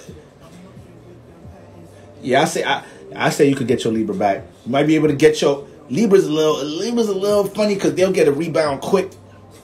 The air signs get rebounds quick, and they'll use their rebound to make their partner think they over it when they really not, but they could just get the rebound quick. And then that shit'll fuck you up to see if you even want to go fuck with them again. Because you're like, damn, some signs rebound quick. And that's not to say rebounding is heavy. Now the Saturn signs, Aquariuses, Capricorns, this is a bit of a tough cookie here. This one we got to start looking at moons a little bit. Aquarius is an air sign, relationship sign. They may give you another chance because they don't really get into relationships so easily, or they don't get not saying they don't get in relationships easy, they don't get comfortable in relationships easily. So Aquarius is the type of sign, if y'all wasn't something serious, then y'all might be able to get back after the first breakup or something, because they heavily valued something about that relationship to even be in a relationship with your ass, because they already detached. So if you're in a relationship with an Aquarius, just you doing something, you special. You special. But once they done with you, the Saturn signs, they done. So if you getting that real cold energy from a Aquarius, Capricorn, just give it up. They really trying to make you feel that it's quiet, it's done, it's over. I'm working on something new. I'm investing time in something new. I started a new project already, whether it's somebody else or it's a new business project. You feel me? So yeah, but you may be able to even the Sagittarius. You think you get him back, like y'all had sex or something. You spent the night. You like, okay, I'm back in here. Like, even though I had just called you when I was drunk after the club, and you let me come over after a couple of weeks of us being broken up, and we just had sex, and we sleeping with each other, and we cuddled and shit. You gonna think Saturday morning y'all about to have this talk over brunch, and as soon as you hit her with the like, yo, we out to brunch? You feel me? She's like, she curved brunch, act like she got something better to do. You feel me? And then you ain't really like, and she's like, yeah, we'll talk about things later. What you wanted to talk about? Or they might just be blunt and direct, rubbing in your face, like, what is it you really want to talk about? Like, and you like, damn, like, you just used me. Just used me for my flesh. I thought this was gonna lead into the get back together talk. So yeah, they'll psych you up like that. You feel me? Or they're like, oh, if they're not that direct, they're like, oh shit, I got something to do. And you're like, okay, dinner tonight, dinner tomorrow. Like, yeah. So you not hearing from that Sag. You was not hearing from that Sag after that. They got their juices off. They released their fluids with you, and that's it. That is it. Don't you know the Sag is ruled by Jupiter and they deal with new experiences? So once they start feeling like one experience is pulling that much emotion out of them, or it's not that thrilling, it's not consistently thrilling and upbeat, and they dealing with forms of manipulation and shit. Nah, they out of here. They out of here. You might get that little that little X sex a little bit, and that's it. That's the farthest it's going. They can rebound quick too. So, yeah, a lot of signs. Venus placements have a whole lot to deal with, like rebound energy and how quick, like, you know, I'd say Aquariuses, Scorpios, Cancers, oh my God. Cancers be on and off with one motherfucker for the longest. Cancers be in relationships. You thought we broke up. Cancers know when they break up, it ain't a breakup. Put it like that. Because these signs, not all signs can jump in and out of relationships like that. Not all signs can really do that like that. Cancers can't really do that like that. And y'all cannot think of it from a physical level right now. I'm not talking about that. I'm talking about start emotionally connecting with somebody else. Start building a true connection. So you may deal with a Cancer that just caught a body, just fucked somebody after y'all broke up or something. That wasn't nothing. That wasn't nothing. That wasn't a fucking defensive mechanism or something to avoid emotions or something real quick, or they thought that was going to do something for their emotions. They can't just jump into a whole nother emotional connection with another individual. They might tell the individual, like, look, I just got out of a relationship. This is what this is real quick. All right. Okay. I don't need you throwing all that extra shit on me, all that extra, like, this is what that is. They might tell you like that. You feel me?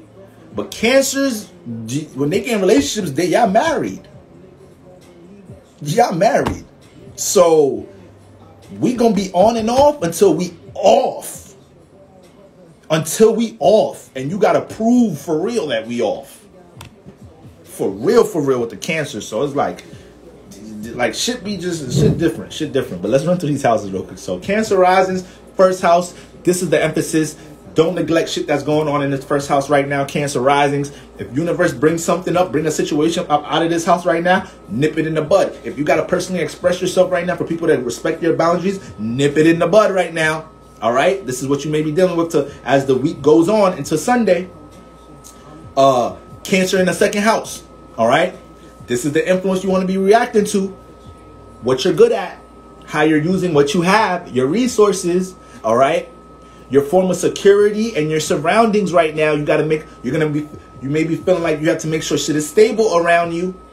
if your ability to not stabilize things, if your ability to stabilize things has been a little off, you haven't been using what you know how to build, or you're allowing things in your value system to be a little too frivolous, up in the air, you're not establishing your values to others right now, you may manifest a situation for you to nip that in the bud right now. All right, Cancer in the second house. The moon is home here too. The moon is home in the second, not home, it's exalted in the second house. It's exalted. So this is favorite place to be. It's one of the strongest places for the moon to be at. So you can pick up on a whole lot here. It can be real sensitive here towards reality though, because it's an earth house. So the moon deals with being comfortable in physical reality when it's in the second house. When it's in the fourth house, it's dealing with being comfortable with emotional stability. Second house is dealing with being comfortable with physical reality.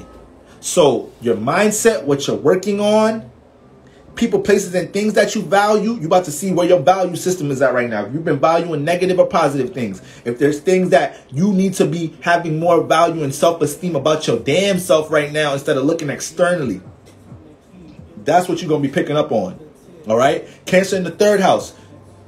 Your friends and familiar surroundings, this is the emphasis going into the new moon. You may have to rearrange your circle, who you're around right now. Maybe some people you're around right now throwing off some of your shit.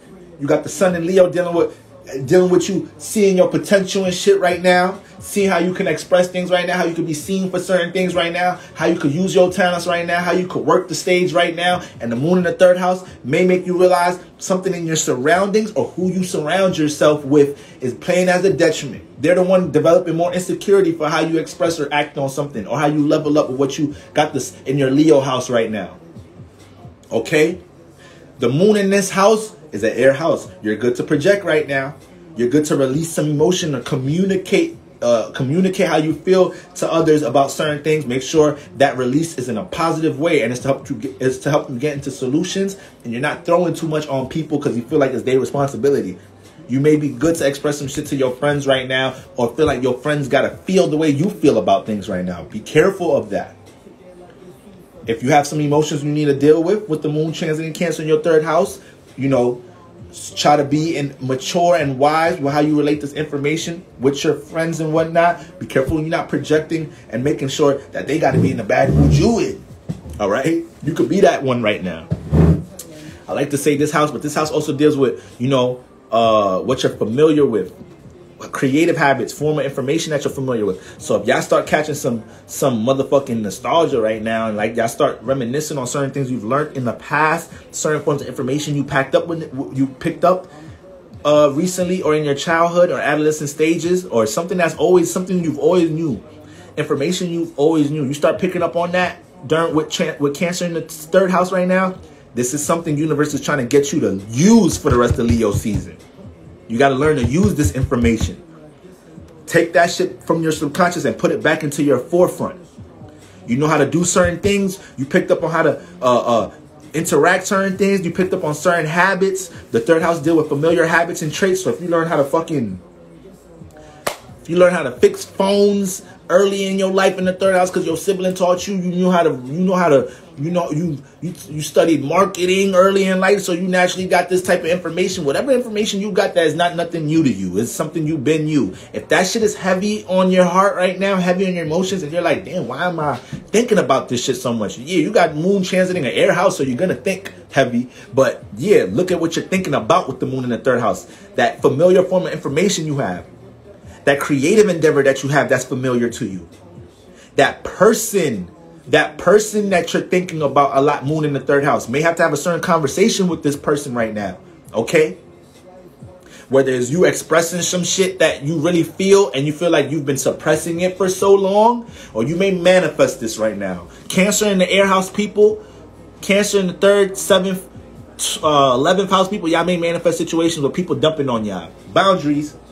Or it might be something that you need to understand from this individual. So this is why, like, right now, remember, it's close to a new moon, so people feel like they got to do certain things to make sure their space is good and open, that they could be in a healthy space. So we might have to be the ones that have to really sit down and listen to ourselves. It's like, damn, I didn't even know you felt this way. But you know what? I'm gonna be the bigger person spiritually to let you get this shit off right now, because I know you really just trying to clear space spiritually. I'm gonna just set up my boundaries so it don't affect me too crazy, so we could just meet each other, handle our spiritual duties, and go about our business. Cancer in the 3rd house, be careful of them situations. Cancer in the 4th house, Aries risings, all right? Home duties, okay? What's going on in the home? Your private space, your sacred space. You got to make sure you understand what's affecting these things positive and negatively. Make sure you're getting proper rest going into Sunday. No matter how upbeat this week is, make sure you're getting proper rest. Make sure you're cleansing the home and the house during this energy. Moon transiting your 4th house right now. You don't want to walk into the new moon on Sunday. It's like, how you going to be open for new opportunities and new people, placing things? Your private space, your home, this shit upside down right now. You ain't do laundry mad long. Your sheets fake got a little older to it. Sheets got a little older. All right, let's do laundry. Let's do laundry before Sunday. Okay? Too much.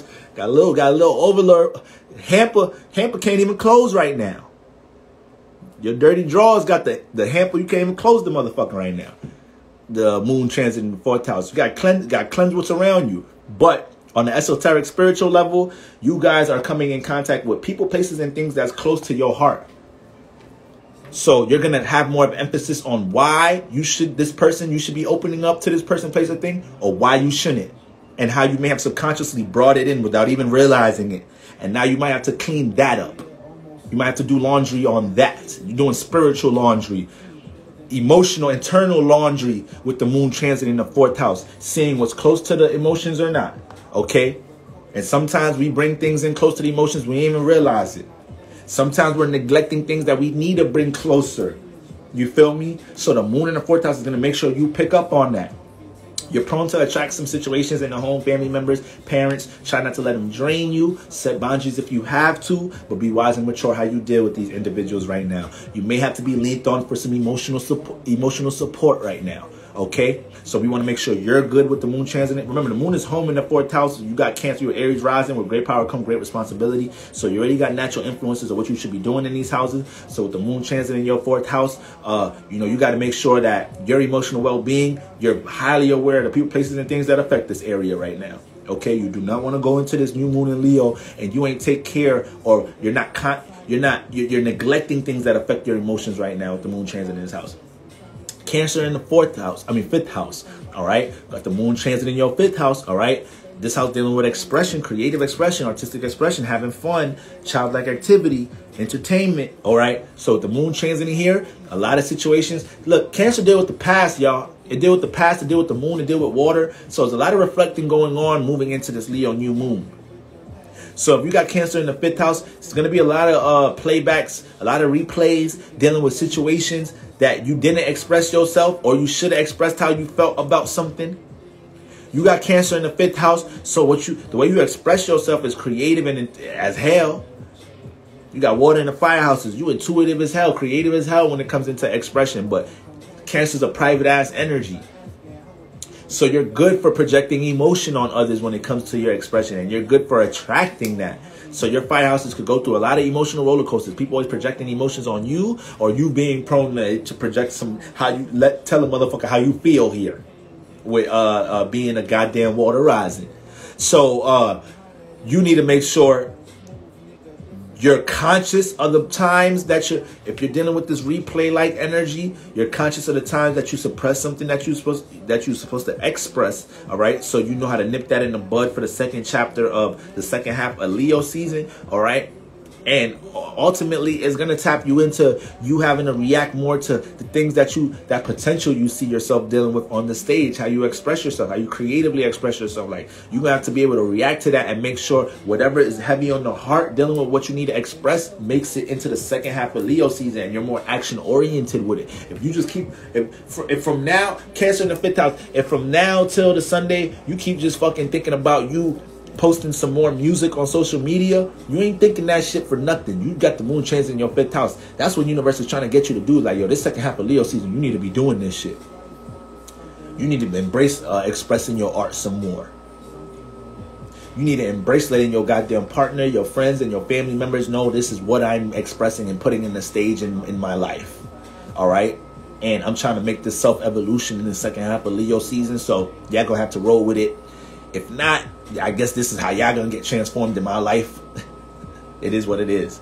So y'all gotta deal with that energy. Cancer in the 6th house. Schedule, routine, regimen, organization. You feel me? This is my transit right now. You got to tidy up right now. Schedule may have been a little bit off this week. Schedule may have been a little bit off Leo season. You feel me? Overall, well, this is really the first week of Leo season.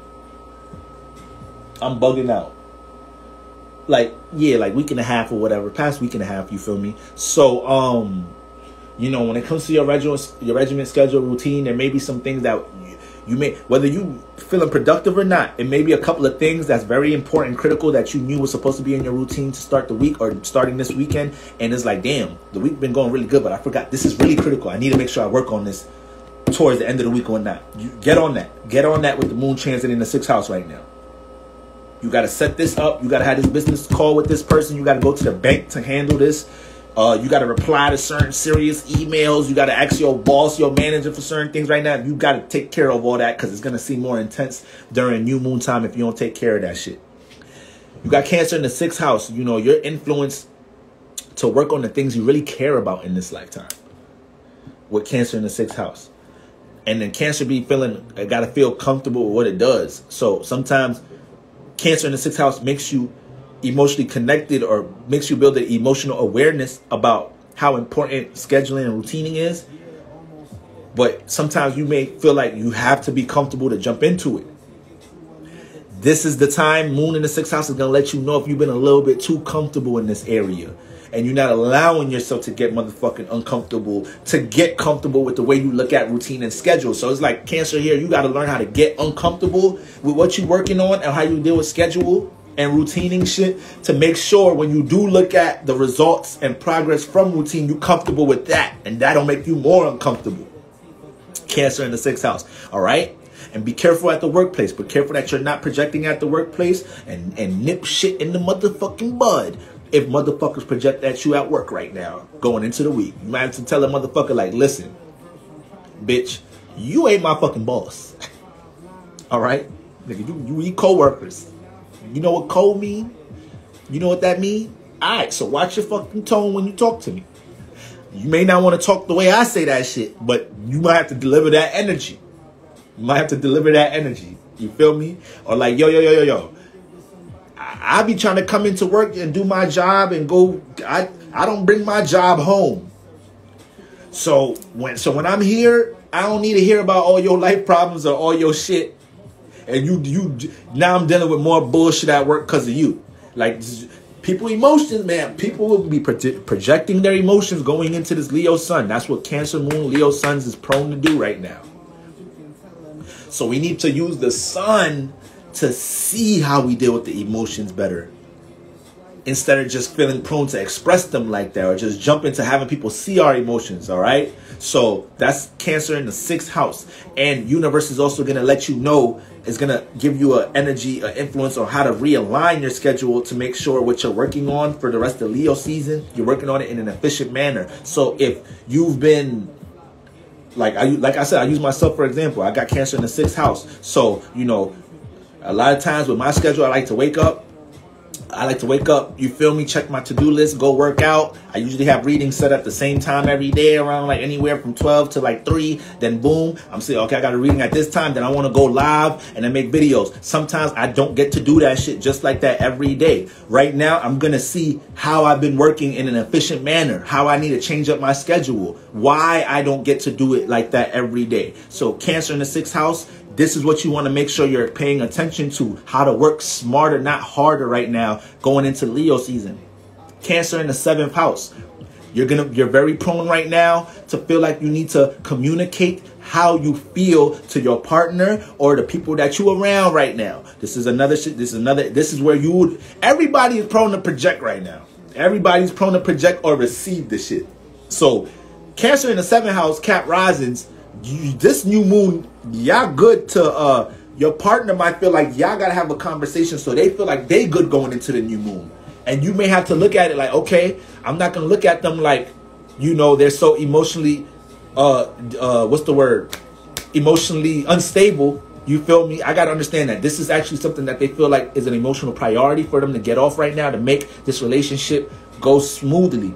Or you may feel like you have to do that right now, Capricorn risings. Like you may feel like you have to set some boundaries in your relationship. You got to be careful how you not do it too harsh. Hopefully you ain't got too much fucking earth. Hopefully it's just that Cap rising, because sometimes you got that goddamn Cap rising and Cap risers don't be knowing how to express shit in relationships sometimes. It be too extreme. They too reserved. Or they just shit pent up and they just let all that shit out. Because their partner is Cancer in the 7th house. So you manifest in relationships that pull a lot of emotions out of you. Partners that make you feel. You thought you couldn't feel till you got in a relationship, Capricorn rising. Your partner taught you how to feel. You feel me? Teach me how to love. Shout out to Lil Wayne, Libra gang. So when you got Cancer in the 7th house, the moon transiting here, you're going to be reacting to that. You reacting to how you deal with your emotion in your relationships right now. What makes you uncomfortable about your relationship right now? You're not going to want to neglect this or not deal with this after the new moon. It's going to intensify. So if you don't like the fact that your partner is doing this, that, and the third in your relationship, and they think you cool with it, let them know you're not cool with that shit going into this new moon. Or the new moon's going to manifest a situation where you got to go back and visit this shit. You feel me? You don't like that your fucking, you don't like that your partner, I don't know, whatever it could be. You feel me? But if it's a conversation that needs to be balanced, needs to be had, then, you know, you don't like that your partner is always talking to your friends about your situation. But they not knowing that they not doing it in a negative way. They really just literally every time y'all have a situation, you realizing, like, you feel me? Why the fuck we always being talked about in the group chat? You looking at her phone like, yo, how you bringing this shit to the group chat all the fucking time? Like, did you in a relationship with me or no? You may have to have that type of talk and let your partner understand, like, you feel me? You may have to teach your partner something right now. The moon transit in the 7th house. So a lot of that energy right now, or you may have to learn from, if your partner is trying to teach you something right now, then you gotta be able to be spiritually the bigger person right now and be like, okay, all right, I'm be under. It's water. You gotta be understanding right now.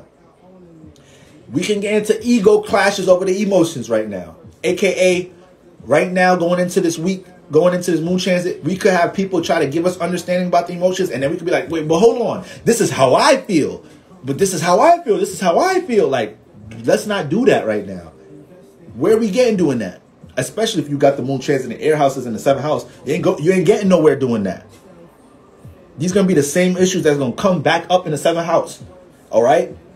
So, if you feel a way, you find a way to communicate that shit first. If they feel a way, you eat that. You be understanding. And even if you feel like you got to counter it or something, try not to let it be that right then and there. Because sometimes, all right, like sometimes you could be dating somebody and you feel a way about something, and then right before you want to express something, they express something. But if you counter that right away with how you felt, like, okay, matter of fact, I feel that. But look, now it's like you making your partner feel like, damn, did they even digest what the fuck I was just sitting on trying to tell them for the past couple weeks? I was suppressing this, and then when I told them that, they automatically counter it with some shit. You feel me? So you gotta be careful you don't do that. Moon transit in your 7th house. You gotta pick perfect timing, how to express something from now until the new moon in Leo. And the new moon peaks Sunday morning at 10 a.m. So we got until Saturday night, baby. All right? You got some days. This is Wednesday. We got some time to take care of this shit. But the moon gonna attract. The moon gonna reel some shit in. So y'all gonna attract these situations quicker than y'all even get to act on it. AKA the thing that you want to express to your partner.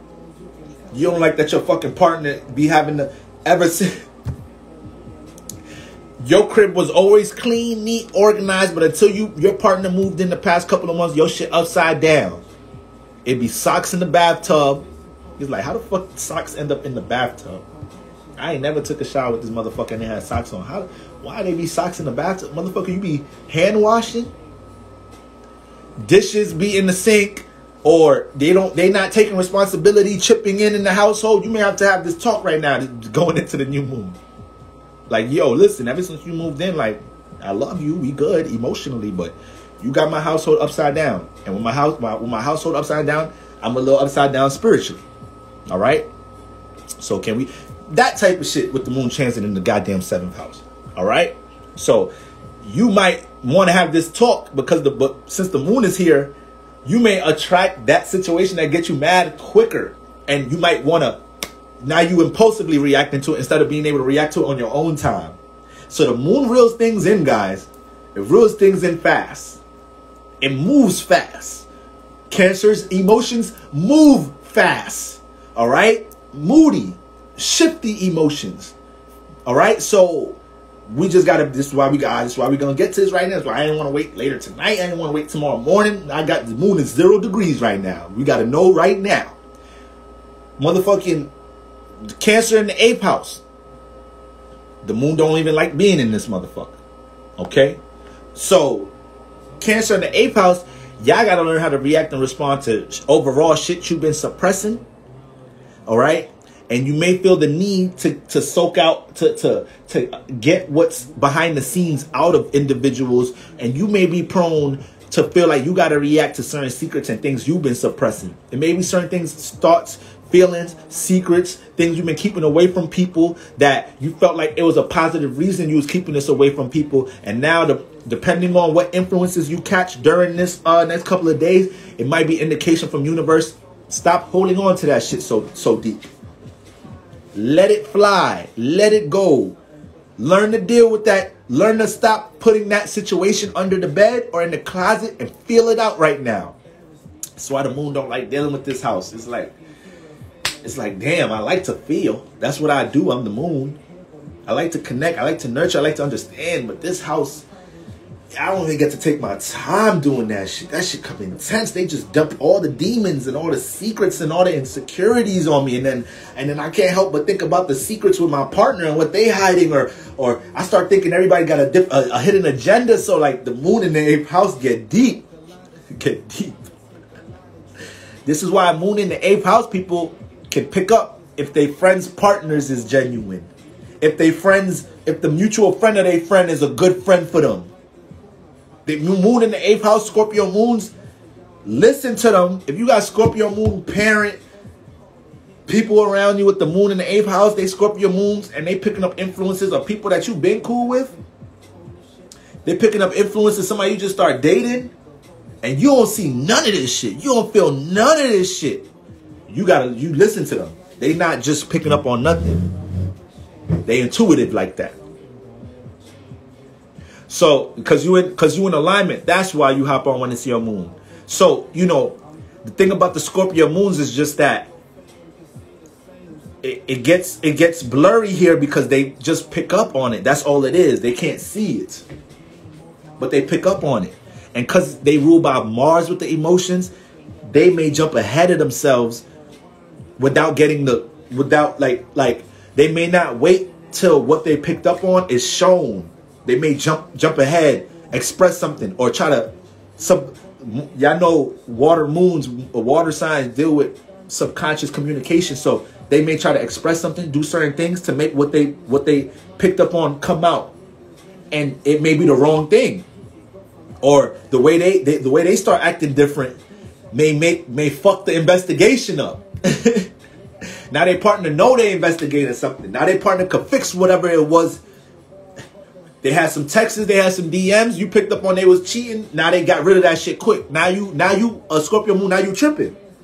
Now you like, now your partner, you like, let me see your phone. And your partner is like, here. You've been tripping the whole fucking week. Here. You go through the phone and everything. You like, okay, all right. And motherfuckers think they slick. They know how to delete. Niggas, people know how to cheat now. Back in the day, we just delete. Back in the day, you go in the DMs, ain't no DMs. It's like, why? How the fuck you clear all your DMs? Or how you ain't got no texts in this motherfucker? Nowadays, niggas know how to, yo, bro, text me. Yo, bro, text me. Yo, sis, text me. Yo. Like, okay, you've been talking on this fucking phone this week. All right. So, that's some Scorpio moon shit. Sometimes y'all can fuck it up ahead of time. But you're going to pick up on it. So it's a shaky place for the moon. But this is what y'all dealing with. Aries do that shit too. Aries do that shit by default too. You feel me? They do that shit by accident. So Aries sun they see ahead of themselves. The Scorpio moon feel ahead of themselves. If y'all get me. If y'all get me there. Scorpio moon will feel something. They not tripping. What they feeling is something there. But they might give their partner a chance to transform it or protect themselves because y'all jumped ahead of yourselves instead of just playing it cool and letting that shit. But this is something Scorpio moons get nice with, though. Is you got to go through these situations early. You go through these situations to start, you feel me, to start learning how to do this. They go through situations to start learning how to do this shit. Now the Aries sun, the sun is exalted here. So the Aries sun be ahead of themselves too much. So that's their superpower, Aries. They know how to see. They know how to, like, but when I say see, they know how to see on an intuitive level. They know how to see you take action on something and kind of get an intention of why you took that action to prepare for something you want to do next. So it's like the Aries sun could be in a relationship and see, I'm a Libra, I'm the opposite sign. So if there's something I want to know in a relationship, I know how to bring up a conversation and navigate the conversation to kind of get you to start talking about something. Aries sun is a little bit too aggressive. So they might, you feel me, the way they might express something or act on something, it just blows up it just blows it up. It's not that much tact. And it's like, they didn't allow a situation to build up. Aries suns could be too ahead of themselves. It's the I am. All right. So that gift helps a whole lot in certain creative endeavors, certain things that need passion. You feel me? When people try to manipulate them, it kicks in. That saves them in many situations. They see you a mile away. Aries don't get as much credit for how good they could be in the psychology field. They are the I am, especially if they have Mercury in Aries. Or if you a Taurus with Mercury in Aries, or you a Pisces with Mercury in Aries, different level psychology. They can be master manipulators themselves, or they understand manipulators like beasts. You feel me? So, yeah. That's what the Aries dealing with. So everything positive and negative energy. The Aries moon plays out a little bit like Scorpio moon. You feel me? So they'll pick up on that strong ass influence. Like, what the fuck was that? This motherfucker up to no good. But be too ahead of themselves. So the Aries moon, it depends where the sun is at. Scorpio moon is debilitated here. So it's too strong. It's or Scorpio moon in the 8th house. You feel me? It's just you cannot. You could hide and continuously. You could try to hide things from them, and you could never get caught. But they're always gonna pick up on the feeling. So you'll think you a good cheater, but the Scorpio moon is gonna carry the energy as if you got caught already. So it's gonna make you feel like you're not even getting away with nothing. Like if you get caught cheating, this shit crazy. If you get caught cheating and your partner take you back, you know you're gonna deal with a certain energy for a couple of weeks or for the first couple of months. It's like this no good motherfucker, but whatever. You know the cuddles ain't gonna be that like you gonna cuddle them like give you a little shrug before they get into the spoon. It's like ugh, whatever. Give you that little. Everything gonna come with a little ugh. You feel me? For the first couple of weeks, motherfuckers is in work back for your love mode now. So, men, we be knowing this shit like, ah, shit, damn, I got caught. Another 2 months of trying to get back on the good side. Damn, I got caught DMing this chick or what? Damn, I got some work to do. This relationship ain't over, but they know they got work to do. That's how the Scorpio moon moves. It don't even matter if they seen it. They intuitive like that. So they're going to move as if they going to pick up the energy you cheating, ain't catch you. But when you going for that cuddle, they going to, yeah, I feel something. Don't think shit's sweet. That's that Scorpio moon shit. That's that moon in the 8th house shit. The sun in the 8th house is intuitive too. But they be fucking up too, though. They be fucking up too. The moon don't like to be in the 8th house. And then the sun low-key don't like to be here neither. Now, the moon is technically debilitated here. But the thing is, y'all got to understand. Libra's before Scorpio. Libra start the fall season. So when the sun moves into Libra, the sun is in its fallen state. It's opposite from the place it loves to be, Aries, where it's exalted at. Now it's in Libra. This is why we can be lazy, lethargic, try to get mental shortcuts for everything we do instead of just going through it, right? So, and then look, in the fall time, the sun don't even be out. As soon as we get into Libra season, that's it. It's dark at 6 p.m., 6:30 p.m. and shit, right? So technically, the sun don't fuck with the whole fall season. Technically, like, you're not going to hear astrologers say that the sun is in its fall state in Scorpio, but technically it don't fuck with Scorpio neither, for real, because Scorpio deal with hiding. I don't want to say hiding, but yeah, Scorpio deal with being behind the scenes. Hiding's got a real negative connotation to it, but when you talk about behind the scenes realm, there's a lot of positive times in life. You have to learn how to channel behind the scenes energy. You can't be giving up all your inner thoughts and inner feelings about things all the time. You got to learn how to, just talk to a Scorpio. Scorpio school you better than I can on this shit. So, you feel me? I mean, I'm a Libra Scorpio stallion, so I know what I'm talking about. You feel me? But it just sounds more manipulative when I talk about it, because I'm a Libra. I talk too much. So Scorpios be like, bro, I know what you're talking about, but damn, the way you explaining it, you giving up too much juice. Scorpio, sun, moon, rising, that's how they look at me when I start talking about this. You giving up too much juice.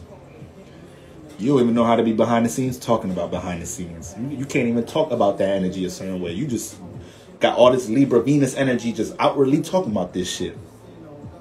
This is supposed to be felt. This is supposed to be real, recognized, real energy. Not let me teach you energy. Either they get it or they don't, Boro. Stop trying to explain all this shit to these motherfuckers. Aries might look at me like that a little bit too when I start talking about shit like this. Like, damn, Boro. Libras could talk. Libras could chat. Scorpios, Aries don't like that shit. So the sun in the 8th house fuck shit up. The sun in the Scorpio fuck shit up because you can't. It's hard to keep a secret. You got the sun here. Scorpios be thinking they good hiding and secretive like the moons. No, y'all not. No, y'all not. We know y'all up to some shit.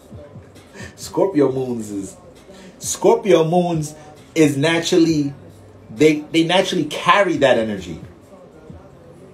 They naturally carry the energy of feeling intense and mysterious.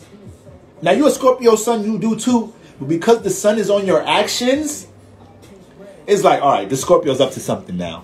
They mysterious, but they up to something. Scorpio moons, we always feel like they up to something, to the point it's like we start understanding that's just dumb. So we don't know when they're really up to something. They know how to hide way better. Moon and water signs know how to be real subconscious. But Scorpio's the master is an expert at it. You feel me? Scorpio suns, they got to get better with it in life as they get older. They get better with understanding that because the sun got Mars energy, so and sun and Mars is like this. So if you got the sun in Scorpio, this is why they're more expressive and more. You can look at. We just went through Gordon Ramsay. Does he look real private and reserved? That's why I'm trying to tell you. I stop just taking stereotypes of signs and just thinking that's everything. You gotta break down the archetypes. So sun and Scorpio ain't gonna be. Not every water sign is all like introverted and to themselves and whatnot. Like, no, you Scorpio sun, they gonna express some shit. You're ruled by Mars. Ruled by Mars. But just know, when the Scorpio expressing himself, that ain't everything. Just know that, though. That ain't everything. All right? So you got the sun in motherfucking 8th house. Moon in 8th house. Y'all gonna be dealing with a lot right now, y'all dealing with a lot of situations that's rising up to the top, rising up to the surface. And it's like, damn, why is this coming up now? Why am I feeling like I need a disconnect from this heavy feeling, this heavy situation I've been dealing with, or I tried to bury? Why is this coming up now? Said 10%. That's what the Scorpios is good at, though. They good at that. They good at expressing something and making you feel like that was 90%. It really was 40, though. It was really 40, 30%. But then they get better of doing how the moons do. Over time, they get better and they start giving you just the 10, just the 5. You might not ever know shit from a Scorpio moon, for real, for real. Y'all niggas is different. Y'all is different. You feel me? And like I said, I'm on the Libra Sun Scorpio cusp, so I know what I'm talking about as far as expressing too much behind the scenes shit. I talk about it too much. I talk about the subconscious a little too much. I talk about shit that people don't express that much. I deal with that energy my whole life. So Scorpio moon will be around me and be like, yeah, I can't deal with this nigga. Scorpio moon, Aries moon, they be around me like, yeah, you talk too much. You feel me? So yeah, that's what y'all got going on. Moon in the 8th house. There's a lot of things that was under the bed, a lot of things y'all was trying to hide, and universe trying to let y'all know from now going into the new moon. You don't gotta hide this shit going into the new moon in Leo. This second half about motherfucking this second half about what's the name? Leo season. We ain't gotta hide this shit. Whether it's something positive that you've been hiding, creative endeavors, something that you just been plotting on, Scorpio's Scorpio sun moon energy, y'all could plot on something for the longest. Why? Y'all got Pluto energy, deals with long-term intentions and goals. So right now, this second half of Leo season, y'all make this moon in Cancer through your, and then you got Cancer in the 8th house. Holy. So Cancer in the water houses, y'all hold on to some shit for the longest with Scorpio, Cancer in the 8th house. Cancer in the 8th house, man, y'all gotta really learn how to do shadow work. It ain't no fucking game in this lifetime with y'all, not to be sweet. Because Cancer could hold on to things for a long time. The 8th house deal with transformation, demons, insecurities. Things can transform y'all, and y'all will have a hard time getting over that breakup. Y'all be the ones that really like, come on now, that was 2 years ago. Just look at this person. You said you liked them. You said they cool. Go on a date. You like, I don't know, man. I feel like, I feel like my last relationship teach me, people be shady, man. It's like, yo, come on, son. Come on. That was 3 years ago. Go on a new date. All right? Transformations. Y'all see what 610 Aquarius said? Transformations of all sorts. Friends. Y'all got a Cancer in 8th house need to learn. And y'all, once again, wherever Cancer is at, we care a lot about that place. We develop emotional connections to that place. So y'all got to fall on that positive spectrum of learning how to put your heart in the transmutation process. Y'all got to be the ones to start teaching us how to... That's what Scorpios are supposed to be teaching us overall. How to deal with emotional transformation and transmutation. How to take things that hit our emotions and channel them up into positive energies. Channel them up into our goals. Show the rest of the world like, yes, we all have an 8th house. We all go through certain transformations. But we can't sink into them shits. So it's like that's what Scorpios are dealing with. That's what Scorpio's sun moon rises is. Scorpio sun moon's OD. That's what y'all dealing with. Moon in the 8th house. That's what y'all learning to teach us in this lifetime. Y'all signed up for it. Y'all signed up for this shit. You feel me? And everything come with its positive and negative. So y'all got hella fucking passion. Y'all know how to teach me. My Libra ass come into fucking the new neighborhood, new school, start just trying to make friends, communicate about everything, and then motherfuckers is like, okay, we gonna rob this motherfucker. I don't even know what I didn't even realize the person I was telling like, yeah. Y'all be out here playing ball every day? I'm out here, I live right there, you feel me? Like, you feel me? My mom worked listening there, like, oh, where's your mom work here? Yeah, you got some money. Then that's when I need the Scorpio sun moon to be like, yo, come here. You fucking talk. Wait, you here, huh? Them niggas, you lucky I know them niggas. You can't be just telling everybody, do you know what? This is Inglewood. This Compton. Nigga, this the South Bronx. You know people, you just telling people, they hit licks around here. And the way you talk, you too sweet. Libra, you sound like you trying to be cool with everybody. You sound like you trying to be friends with everybody. You feel me? You lucky if I ain't know them niggas, that was your ass. That's what we need Scorpio moon risings from. That's what we need the Scorpio sun and moons for. Shit like that. To come save your ass when you too much in the fucking light. When you getting blinded by your own ego. When you too gullible out here. When you just focused on being seen, not focused on how to move. Those are two different things. Scorpio sun and moons ain't caring so much about how they're being seen. They're focused on how they're moving. Learn the difference. You feel me? And that's where they kick in and help a whole lot of niggas like me. Libras, Leos. They may not even want to help the Leo. They gonna... Hold on.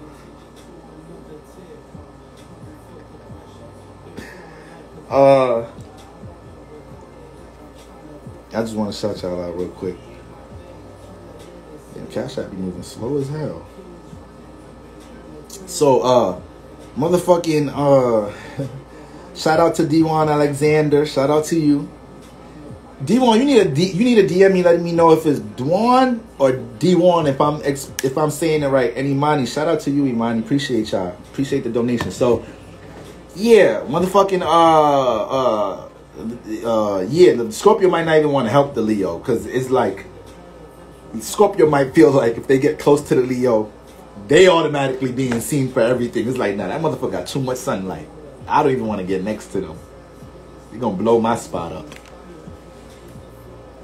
They're gonna blow my spot up. I'm not about to deal with all that drama. You feel me? I'm not about to go and tell them. I could already tell when I go, at least when I go to the Libra or the Gemini or the Pisces that's being too out there, or at least when I go to them or the Sagittarius, at least when I go to them, they're gonna look, they give me an energy that it look like they're gonna receive it and understand it and take in my message. The Leo look like they gonna look at me like I'm hating on them. The Leo gonna look, this is how Scorpios look at Leos. The Leo's gonna make me feel like I'm trying to hate on them or put their light out and I'm trying to help them. So I don't know if I want to take the chance to even help their ass. You feel me? So that's the Leo, man, the Leo and Scorpio clash so hard. This is why people that have Leo and Scorpio energy, they do too much. These are very hard. Squares and oppositions are hard to balance if you got your sun squaring the moon or sun opposite the moon. But that square right there is tough. Or if you have sun, the Leo, Scorpio, and your sun, moon rising. Now, these individuals are stupid creative. And they take a lot of risk putting behind the scenes shit into their creativity. So they end up being real transformative in the world. But they do too much sometimes. Young Thug, Lil Uzi, do too much sometimes. I don't even remember what the sun and moon is. I just know it's Leo, Scorpio. I don't remember what's the sun. I think Thug is the Leo moon, Scorpio sun. Yeah, they both Leo moons. I mean, not Leo moon. They both Leo suns, Scorpio moons. Do too much sometimes.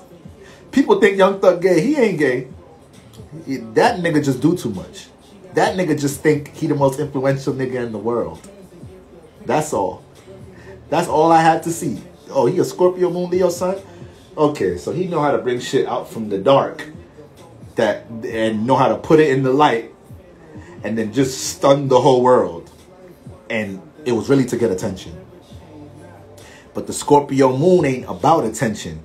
So if the Leo sun is doing that shit, it makes it seem like the rest of the world, we can't even look at it. We can't even honor it because we just looking at it like either you super influential or you super doing too much. It's like we see what you trying to do. You feel me? So them some extra ass niggas. You feel me?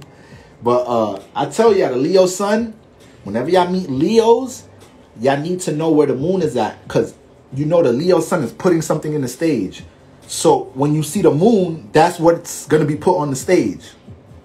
So you got a Leo's always talking about how to build in reality, how to structure things, how they get money, how to express things. It may be a Meek Mill type alignment. He a Leo moon. He a Leo moon Taurus sun, but they may have an Earth moon. If it's a motherfucker that always a Leo sun, and they always expressing how they feel. They'll jump into scene. They'll make scenes based off of how they feel. Yeah, they moon is in fire or water. If it's a Leo moon that's always communicating, no mad people, is always telling you who they know. You feel me? How to plug you in? Leo sun, air moon. Soldier boy. Leo sun, Libra moon. Motherfucker, nigga, the Migos was sleeping at my crib when Famous Dex. I put Famous Dex on Drake. Nigga, Drake stole my whole he gonna tell you everything about everybody. He's the plug. He the one that plugged everybody in. He the one that know how to make relationships go round. So, the celebrities is gonna show you everything, guys. You feel me? So, I gotta wrap this up quick because I'm getting to a reading soon. I be having them West Coast readings. Y'all be killing me, West Coast. Y'all be killing me, West Coast. Like, damn, bro, I ain't free until 6, 7. Like, god damn, I'm gonna have to jump. Alright, man. 10 p.m. Eastern, 7 o'clock Central Time, Pacific, man. Alright, man. So I be having to stay up for y'all. So, yeah. Oh man, Leo, Sun, Air, Moons. Y'all be crazy. Y'all crazy. So, yeah, Nipsey, Leo, Sun, Leo, Moon. Now, what was Nipsey always putting into the forefront? What was he always putting into the sunlight? His awareness, his wisdom, how he saw things. Most of Nipsey's interviews is him talking about the potential of how things could be. Embracing the marathon, because there's so much potential results to come out of that. You know, he come off as a super visionary. So that's not even just Leo, Sun's fire, sun. That's double fires. Double fires are super visionaries. They may come out super unrealistic. It may take a lot of time for them. I don't want to say a lot of time, but it's going to take some time for them to get to where they want to get with what they see. And they may go through a lot of transformation of their relationships to get there. Because so much people view them as, damn, this person, this double fire just brings nothing but vision. And you may get around the air sign like me that overthinks things, or earth sign that's super practical and trying to be grounded. And then that double fire comes off to us like, I can't work with just vision. But hey, if you stick to the motherfucking vision long enough, you're going to manifest something. You feel me? So this is when our elements become positive or negative, or clashes with the elements of others. So let me just wrap this up real quick. Moon in the 8th house in Cancer. There's going to be secrets and things bubbling up that y'all got to make sure y'all take care of, all right? That y'all got to make sure y'all nip in the bud. There's going to be certain things you're holding on to. You don't need to hold on to this no more, all right? You don't need to be dealing with that no more. You need to learn to release that, all right? So when we get into the new moon, you can have clarity with how you deal with how you want to creatively express yourself, new projects, all right, in your Leo house. Moon in the 9th house, all right? You're going to have to learn to react to the knowledge and wisdom that you have and how it's being applied during Leo season, okay? You got Cancer in here. You're learning a lot about the emotions. You're learning a lot about how to deal with emotional transformation, all right? You're learning Cancer has a Jupiter influence, so you're bringing a Jupiter influence in the 9th house. You're learning a lot about the subconscious, how to deal with the emotions of others, and you may express you got water in your fire houses. You may be able to express your emotions by default. Your emotions may make it to be on Front Street a lot of the times when you don't even want them to be in Front Street as a water rising, all right? This is my motherfucking what? Cancer in the 9th house. This is my motherfucking Scorpio risings. It's my Scorpio risings. So a lot of times we be poking at y'all. We be poking at y'all like, express yourself. Do something. You look creative, but you mysterious. We be poking at you, Scorpio risings. We don't poke at the suns that much because they know how to psych us up and give us something and act like that's everything. And we don't poke at the moons like that because we be scared of them. We be scared of the moons. But the risings, Scorpio risings, we be like, because it's just how you come off as your personality. We be like, no, there's something in there. I know they got some creativity or some wisdom in there or something. They just act like they don't want to express it. You feel me? And that should get annoying as a Scorpio rising.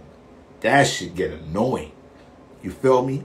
So, the moon transit in the 9th house is going to be certain things that you may reflect on, a lot of experiences, a lot of things that you learned in the past that you're going to have to learn how to apply it to reality right now. And you may deal with some, you know, gain a lot of clarity about why a certain experience affected your emotions that much in the past, or this person, and see, oh, that was sometimes it takes a 9th house transit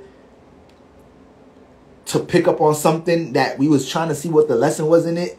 And then it's like, okay, now you got the moon in the 9th house. That's what that meant. That's what we were supposed to be learning here to become enlightened. This is the house of education, house of enlightenment. All right. And you're also going to be in the energy right now that you're going to feel like you're going to have to react to studying something some more to help support what your sun in Leo is, what the sun in Leo is going through right now in your Leo house. Okay. But overall, when that moon get in the 9th house, you know, the 9th house is the house of, is an optimistic house. House deal with optimism. So you're going to be in the energy where, you're going to be in the energy in this house where, motherfucking, you about to be forced to think about, to feel positive about something right now. So the week may not have started right. Leo season may have not started right. Oh, you being forced to see the positivity to everything right now. Moon transit in the 9th house. And if we can't see the glass half full, that is adding on to making the second half of Leo season worse than what the first half was if you thought the first half was bad. It's time for you to see why the first half was bad. Or it's time for you to see what you're supposed to be learning, paying attention to, studying. All right? When it comes to how you express yourself, this is a fire house. Okay? So that's what the moon in the 9th house is dealing with. All right? Some wisdom to gain over this transit. When you feel like people are trying to teach you something, zip it, listen. You got the moon transit in your 9th house. You might get taught a lot these next couple of days. And a lot of it may have to deal with your damn emotions. How your emotions affect how you express yourself. So you don't want to deal with that energy after this Leo, the new moon in Leo. Because it may really turn in, it may be too intense how somebody has to teach you this. Okay? You may play out having to teach people about how to express themselves or express how they feel about something, because Cancer in the 9th house is learning this. Y'all, water and fire houses, my water risings, y'all are learning how to express how you feel. And y'all, it's not the easiest thing with water here. It's not easiest thing being a water rising, learning how to do that shit. A lot of times y'all jump into expressing yourself, and that ain't everything. Y'all only give us a percentage. So that's the energy y'all about to be dealing with the moon transit in the 9th house. Okay? Moon transit in the 10th house. Your social status, your reputation. This is what's heavy on the heart right now. How people see you. Okay? How people see you.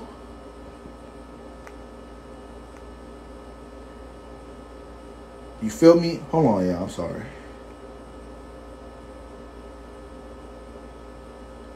Yo, bro, I'm about to send you a link in 5 minutes, bro. I'm just wrapping up live. You know I be talking to OD on live. I'm sending you a link in 5 minutes. We're going to jump right into it, bro. So, the Libra Sun Capricorn Moon. I'm learning how to be professional, y'all. My bad. When I be late to these readings, y'all, I'm sorry. That's why I be going over time. All right. I know you booked the hour reading. I see you sing your thing. I'm ready when you are. Right, bro. Thank you. You already know. So, moon through the 10th house. That's what y'all dealing with.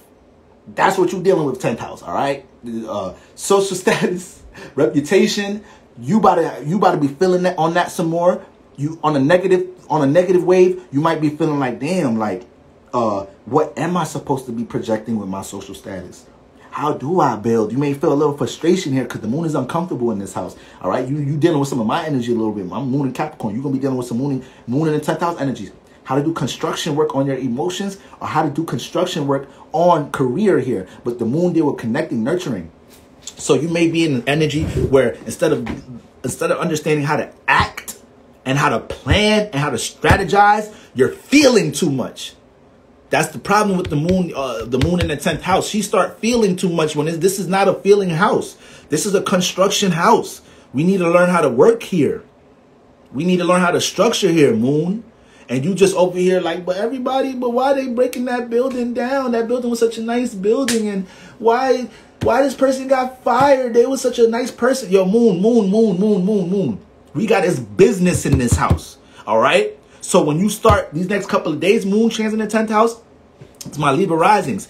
when y'all start picking up on the influence of how y'all should be structuring your social status, how you could use your creative ability to improve your social status, or whatever ideas, influences y'all pick up these next couple of days, moving into the new moon to help you bring more stability, foundation in your life, how to make more money, zip it, be open, listen, catch the influence, and learn to get uncomfortable, learn to get more uncomfortable in this house. You got Cancer in the 10th house. Y'all be scared sometimes, Libra risings, to get uncomfortable to work in this house. And that's why a lot of times career may not blossom until you feel like you just emotionally disturbed. You just emotionally it's like Cancer in the 10th house forces you to get uncomfortable in order to start working and structuring in this house. A lot of my moon in 10th house people, this is why they come off moon in the 10th house like everything is business. Or they could come off on the extreme of the other end. They could come off a little too cold because they've been forced to feel like they have to work on things in their life to build stability. And they feel like the more that they care about, they cater to their emotions, it fucks up how they build foundation here. So Libra risings, you have to learn to actually embrace some of that energy. You have to learn to embrace, I want my business to be like this. I want my foundation and stability in life to be like this. So whatever thoughts, whatever rearrangements I got to make right now, whatever I got to embrace getting uncomfortable with right now, that's what it is. I got to make this sacrifice right now. So my second half of Leo season, I get closer to how I project myself to the world, how I express myself, how people see my creative talents and endeavors. You feel me? But y'all will pick up on how you've been a detriment of yourself in this house, how you've been too uncomfortable. This transit, you may just feel uncomfortable this transit for no reason. Like it may not even be nothing that's like at the forefront. You may just be like, damn, it's just life a little hard. Like shit going good, but you feel like life hard. That's moon in the 10th house. This is the construction house. So you're definitely going to pick up on what needs construction, what needs to be worked on, and how you may need to work on your emotions, or how you need to put your emotions in a certain place so you're able to work on your creative endeavors a certain way. Sometimes you have to tell yourself, man, fuck how I feel right now. This needs this attention and this work. Let's get through these next 3 days, or let's get through this, that, and the third, so we Gucci. You feel me? So we could take care of the task. All right? And then at nighttime, when we're revising things, I could kind of seek into the subconscious, see how I'm doing, see how I'm feeling about things. But if I keep feeling, and if I keep waiting to work on something, if I keep waiting for the right time or being comfortable, yes, Libra risings. If I keep waiting to feel a comfortable time to work on something, it's over. You ain't never going to work on it. You ain't never going to structure it. You feel me? So, and then y'all already Libra risings. Y'all know how to personally connect yourself. You got Cancer in the 10th house, so it plays out in energy. When y'all do project yourselves in career, people connect to y'all as water. People want to connect to y'all. People understand y'all. They love your energy. So y'all got to know that, Libra risings. Y'all got to know that. Y'all got to use y'all power here. Cancer, wherever Cancer is at, it comes with an emotional impact. So a lot of y'all Libra risings, y'all be getting surprised sometimes. Y'all personally express something, y'all do something, and y'all realize how much people y'all connect to. Y'all realize how much people feel like they're understood by something you personally express. It's like, damn, that was just my personal expression. I didn't know everybody relate to that shit. It's like, shit, you got Cancer in the 10th house. Everybody feels you.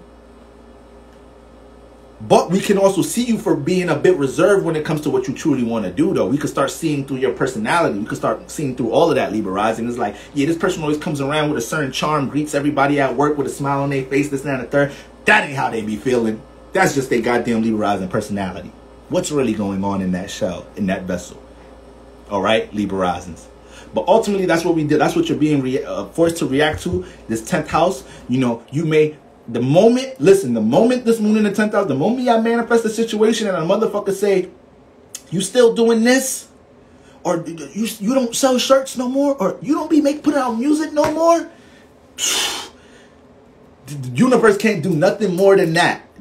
If you don't catch on to that, guys, universe can't do nothing else than that. Universe is going to send you the thoughts and the feelings. So you might be in your head like, I feel like I should get back to doing this. Or people see me like this, I should make a business. But if universe is going to go out their way to do all of that shit right there with Cancer in the 10th house, like, yo, you don't be still doing this? Throwing what they know you for, social status, midheaven in your face? and you're not picking up on it, Libra, what you want us to do?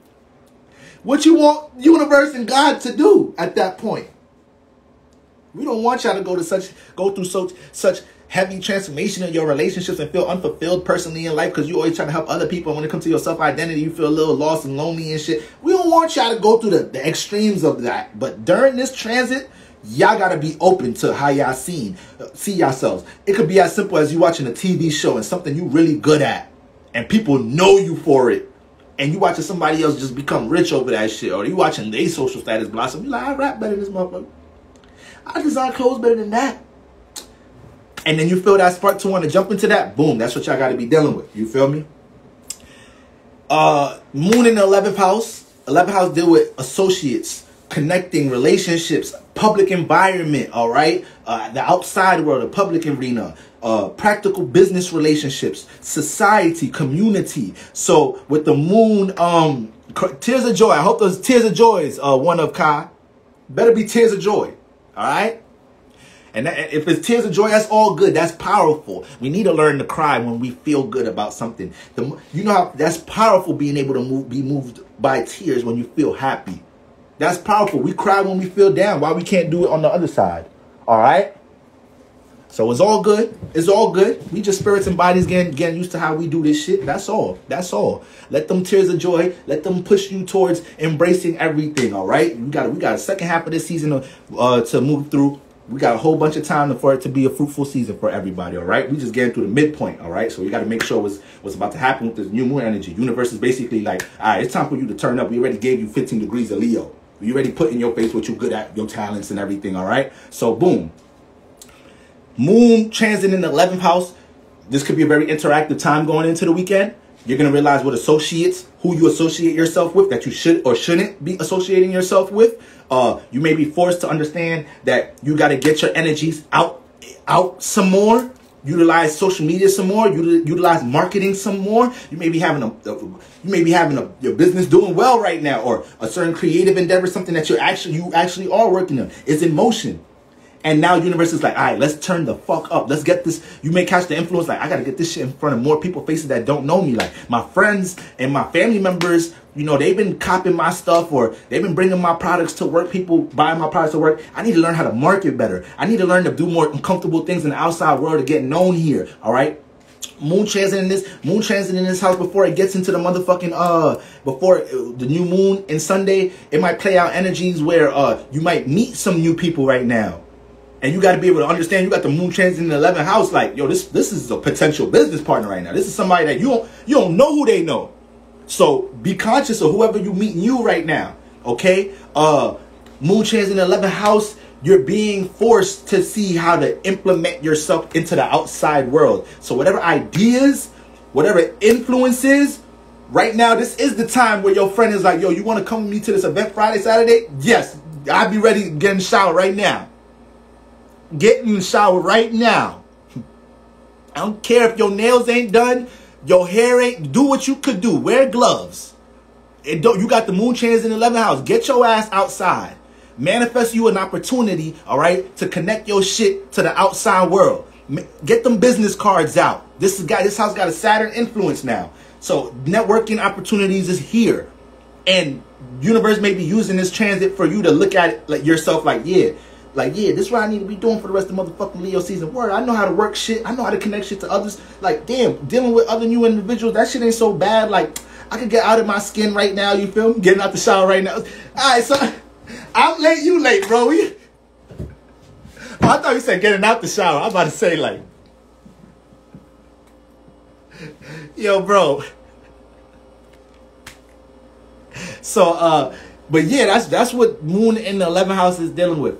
If people trying to drag you out the house, if you're being forced to express more about what you're working on, any collab opportunity, somebody wants to work with you right now, moon in the 11th house, embrace all of this shit right now. But ultimately, you're going to have thoughts and feelings. You got Cancer in this house. So this is another house you may get, you feel a little uncomfortable to get outside. Cancer is one of the most private energies in the chart. It is the most private sign. And you got it in the 11th house. the outside world. So you may neglect a lot of opportunities to connect in the outside world because you feel like you got to get comfortable. And then when you are working with other associates, individuals, you got that side eye. It's like, I don't know this motherfucker like that. I got to get this. Because 11th house deal with strangers, associates, mutual friends and shit. So Cancer in 11th house is just be paranoid. Be paranoid when they in places they never been in before. Be paranoid when they friends bring them to places. This is why y'all got to make sure when that event opportunity to lead a house comes, y'all got to jump on it. Because usually y'all don't jump on that shit. Y'all like, where we going? Who you know there? Is your cousin party? Your cousin that just got out or your cousin that... Okay, the other, not the one that just got out. All right, your other cousin. That cousin cool. So, moon in that house, you gotta know that universe is like, yo, get the fuck out the house right now. Get uncomfortable connecting outside right now. You don't know who you are. I got this person. I got these two people waiting at this party right now for you to, you know, connect with right now. They investors or they whatever, like whatever. I don't know. You feel me? They willing to buy all your products or something. These are the people that you about to connect to and they about to teach you how to work your business. You feel me? So yeah, Cancer in that 11th house, that's what y'all dealing with right now. But y'all gonna be dealing with the thoughts and feelings, if not manifesting the actual physical scenario like this. This weekend is about to be one of the most turned up weekends of Leo season, period. A lot is about to go down this weekend.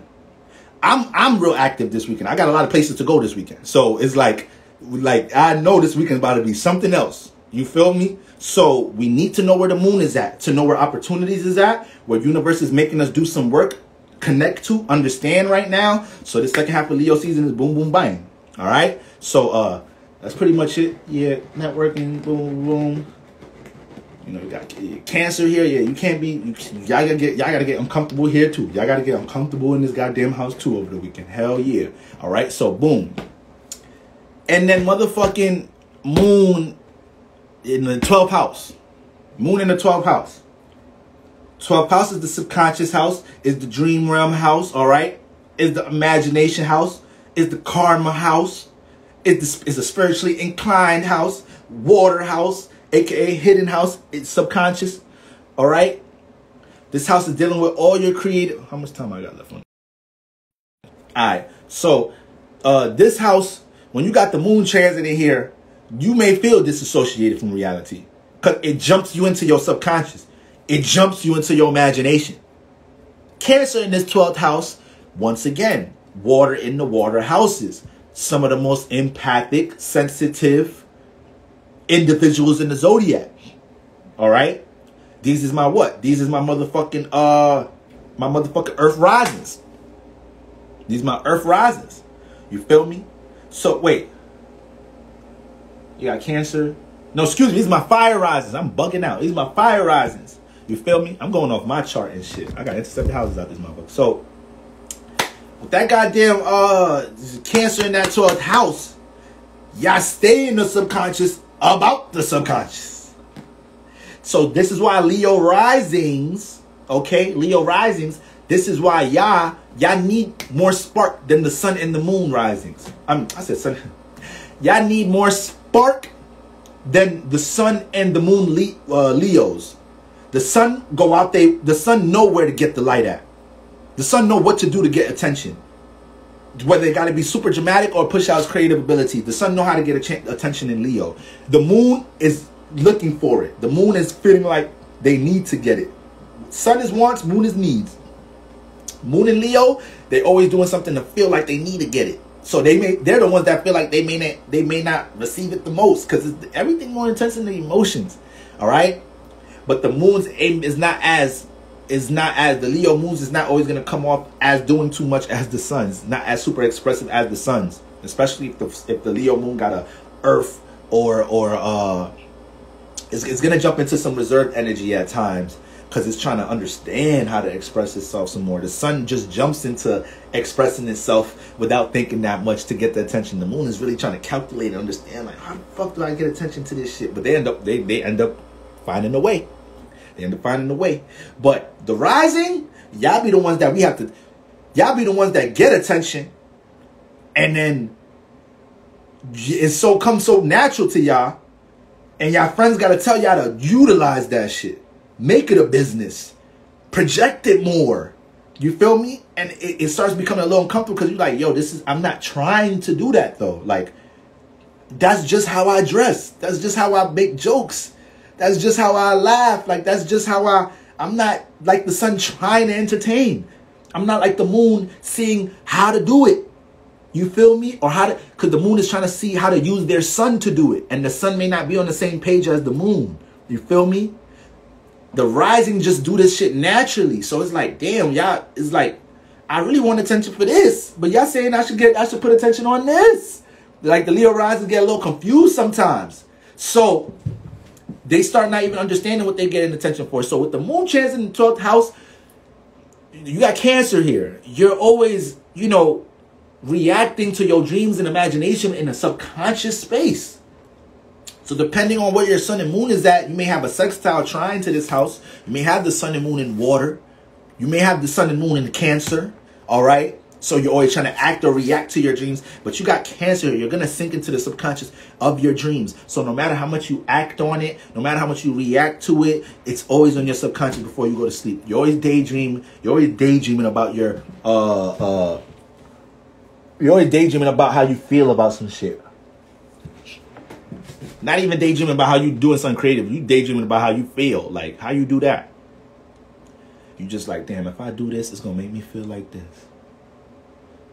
Or if I don't do that, it might make me feel like this. That's like, emotions be in your dreams. Like, you just seeing how things in the physical realm going to affect your dreams. All right. So the moon transit in this house right now is about to put your creative endeavors in your face. It's about to put your wisdom in your face. It's about to be things that you do subconsciously. This is the subconscious house. It's going to be things you do subconsciously. People that have planets in this 12th house don't know that they're doing these things in this house. It's the subconscious house. So you're going to have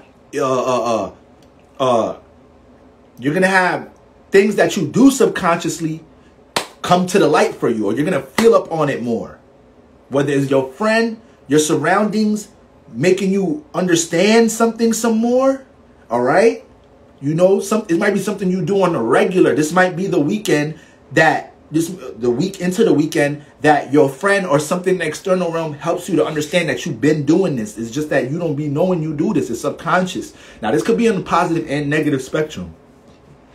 You might be somebody that project your emotions on somebody. You might be selfish. You might be, and it might be certain things about you negative you don't understand. This is why you gotta and you gotta listen right here. This is a water house. You gotta be in a receiving state. The moon is trying to receive in water houses. OD.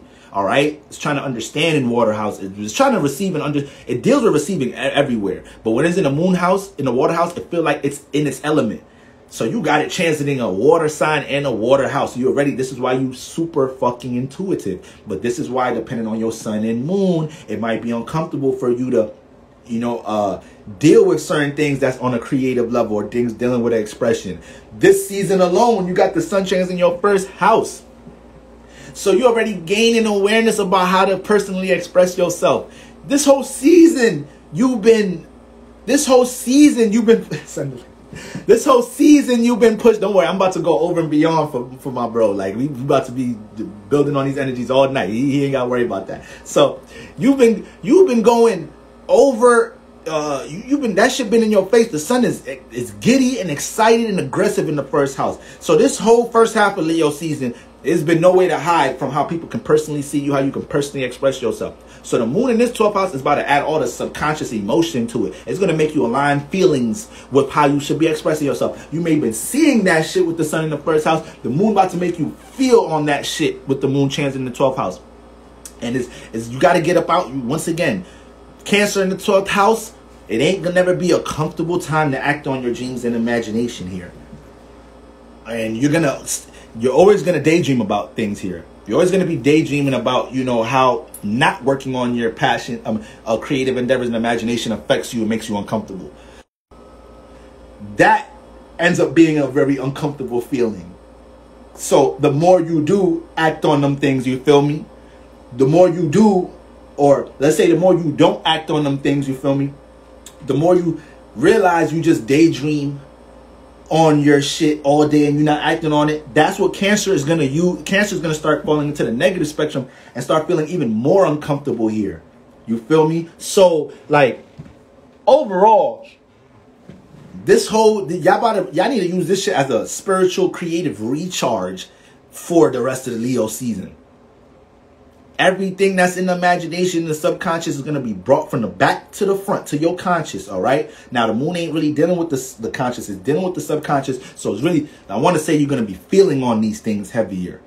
Things that in this house is a spiritually inclined house to deal with experiences. Jupiter and Neptune is home here. So it's going to be certain things that you feel like I need, moon needs. I need to connect to the collective. I can't neglect this. I gotta share this with the collective. I gotta jump into this experience. All right. Or I already experienced this. I need to connect my knowledge and wisdom of what I know about it or my experience with this creative endeavor. That's like the huge feeling here. Okay. But be open to understanding the things that you do subconsciously that people are either trying to tell you about, or like yeah, your friend may have to tell you about yourself. Like, that's me. I be doing that. Positive and negative level. There may be something that you do really creative in this house, and you may have to manifest a situation going into this new moon for somebody to let your ass know this ain't regular. People don't just know how to read tarot. People just don't know how to read this, that, and the third. People just don't know how to, like, shit like that. All right? So you need to be open to that. It's very intuitive transit. May deal with a bunch of fucking synchronicities and shit right now. All right? The angel signs start bullying the fuck out of your spirit right now going into Sunday. You like, universe, all right, stop, please. What does this mean? Please. Like, let me know. I'm sorry. What I do? Tell me what to do. That type energy with the fucking Cancer in the 12th house. You feel me? With the moon transit in Cancer here. And we know the moon in Cancer is comfortable, and the moon and Cancer energy deal with reacting. So you about to get a heavy intuitive subconscious influence on what to react to that's in that imagination for the second half of Leo season. Okay? And there's going to be some insecurities and past failures that you got to learn to look at from an evolved state in this 12th house. So if you find yourself feeling on that hard, universe making you feel hard on it to evolve from it. And not to bring it into the second half. It wants you to deal with that shit right now. That's really for all my water houses. But it's strong influence for this 12th house. Okay? Strong influence for this 12th house. All right, guys? So y'all already know the vibes. Got to get into these energies with my brother. You feel me? And all that and all that. Look, this is the life of a Libra. Life of a lucky Libra, man.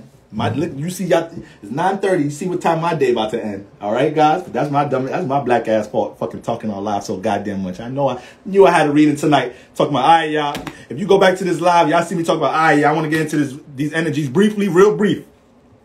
I damn near didn't even fucking finish this shit on time. You feel me?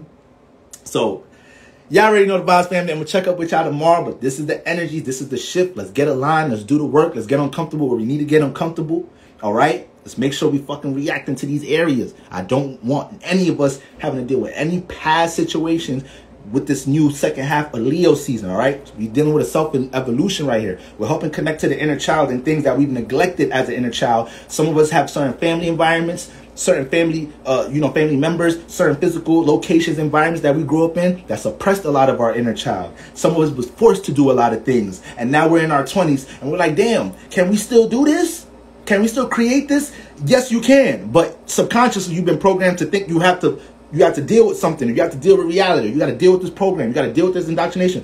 Fuck all of that shit. It's Leo season. We tapping into what the fuck makes the inner child feel alive right now. All right? And we got to embrace that on every level. And we're not compromising that. We got to align this with this heavy Uranus energy that we've been fucking dealing with. The Sun Square Uranus shit. Being unapologetic about what we individually want for ourselves right now. All right? So let's get on it. Love y'all. Peace.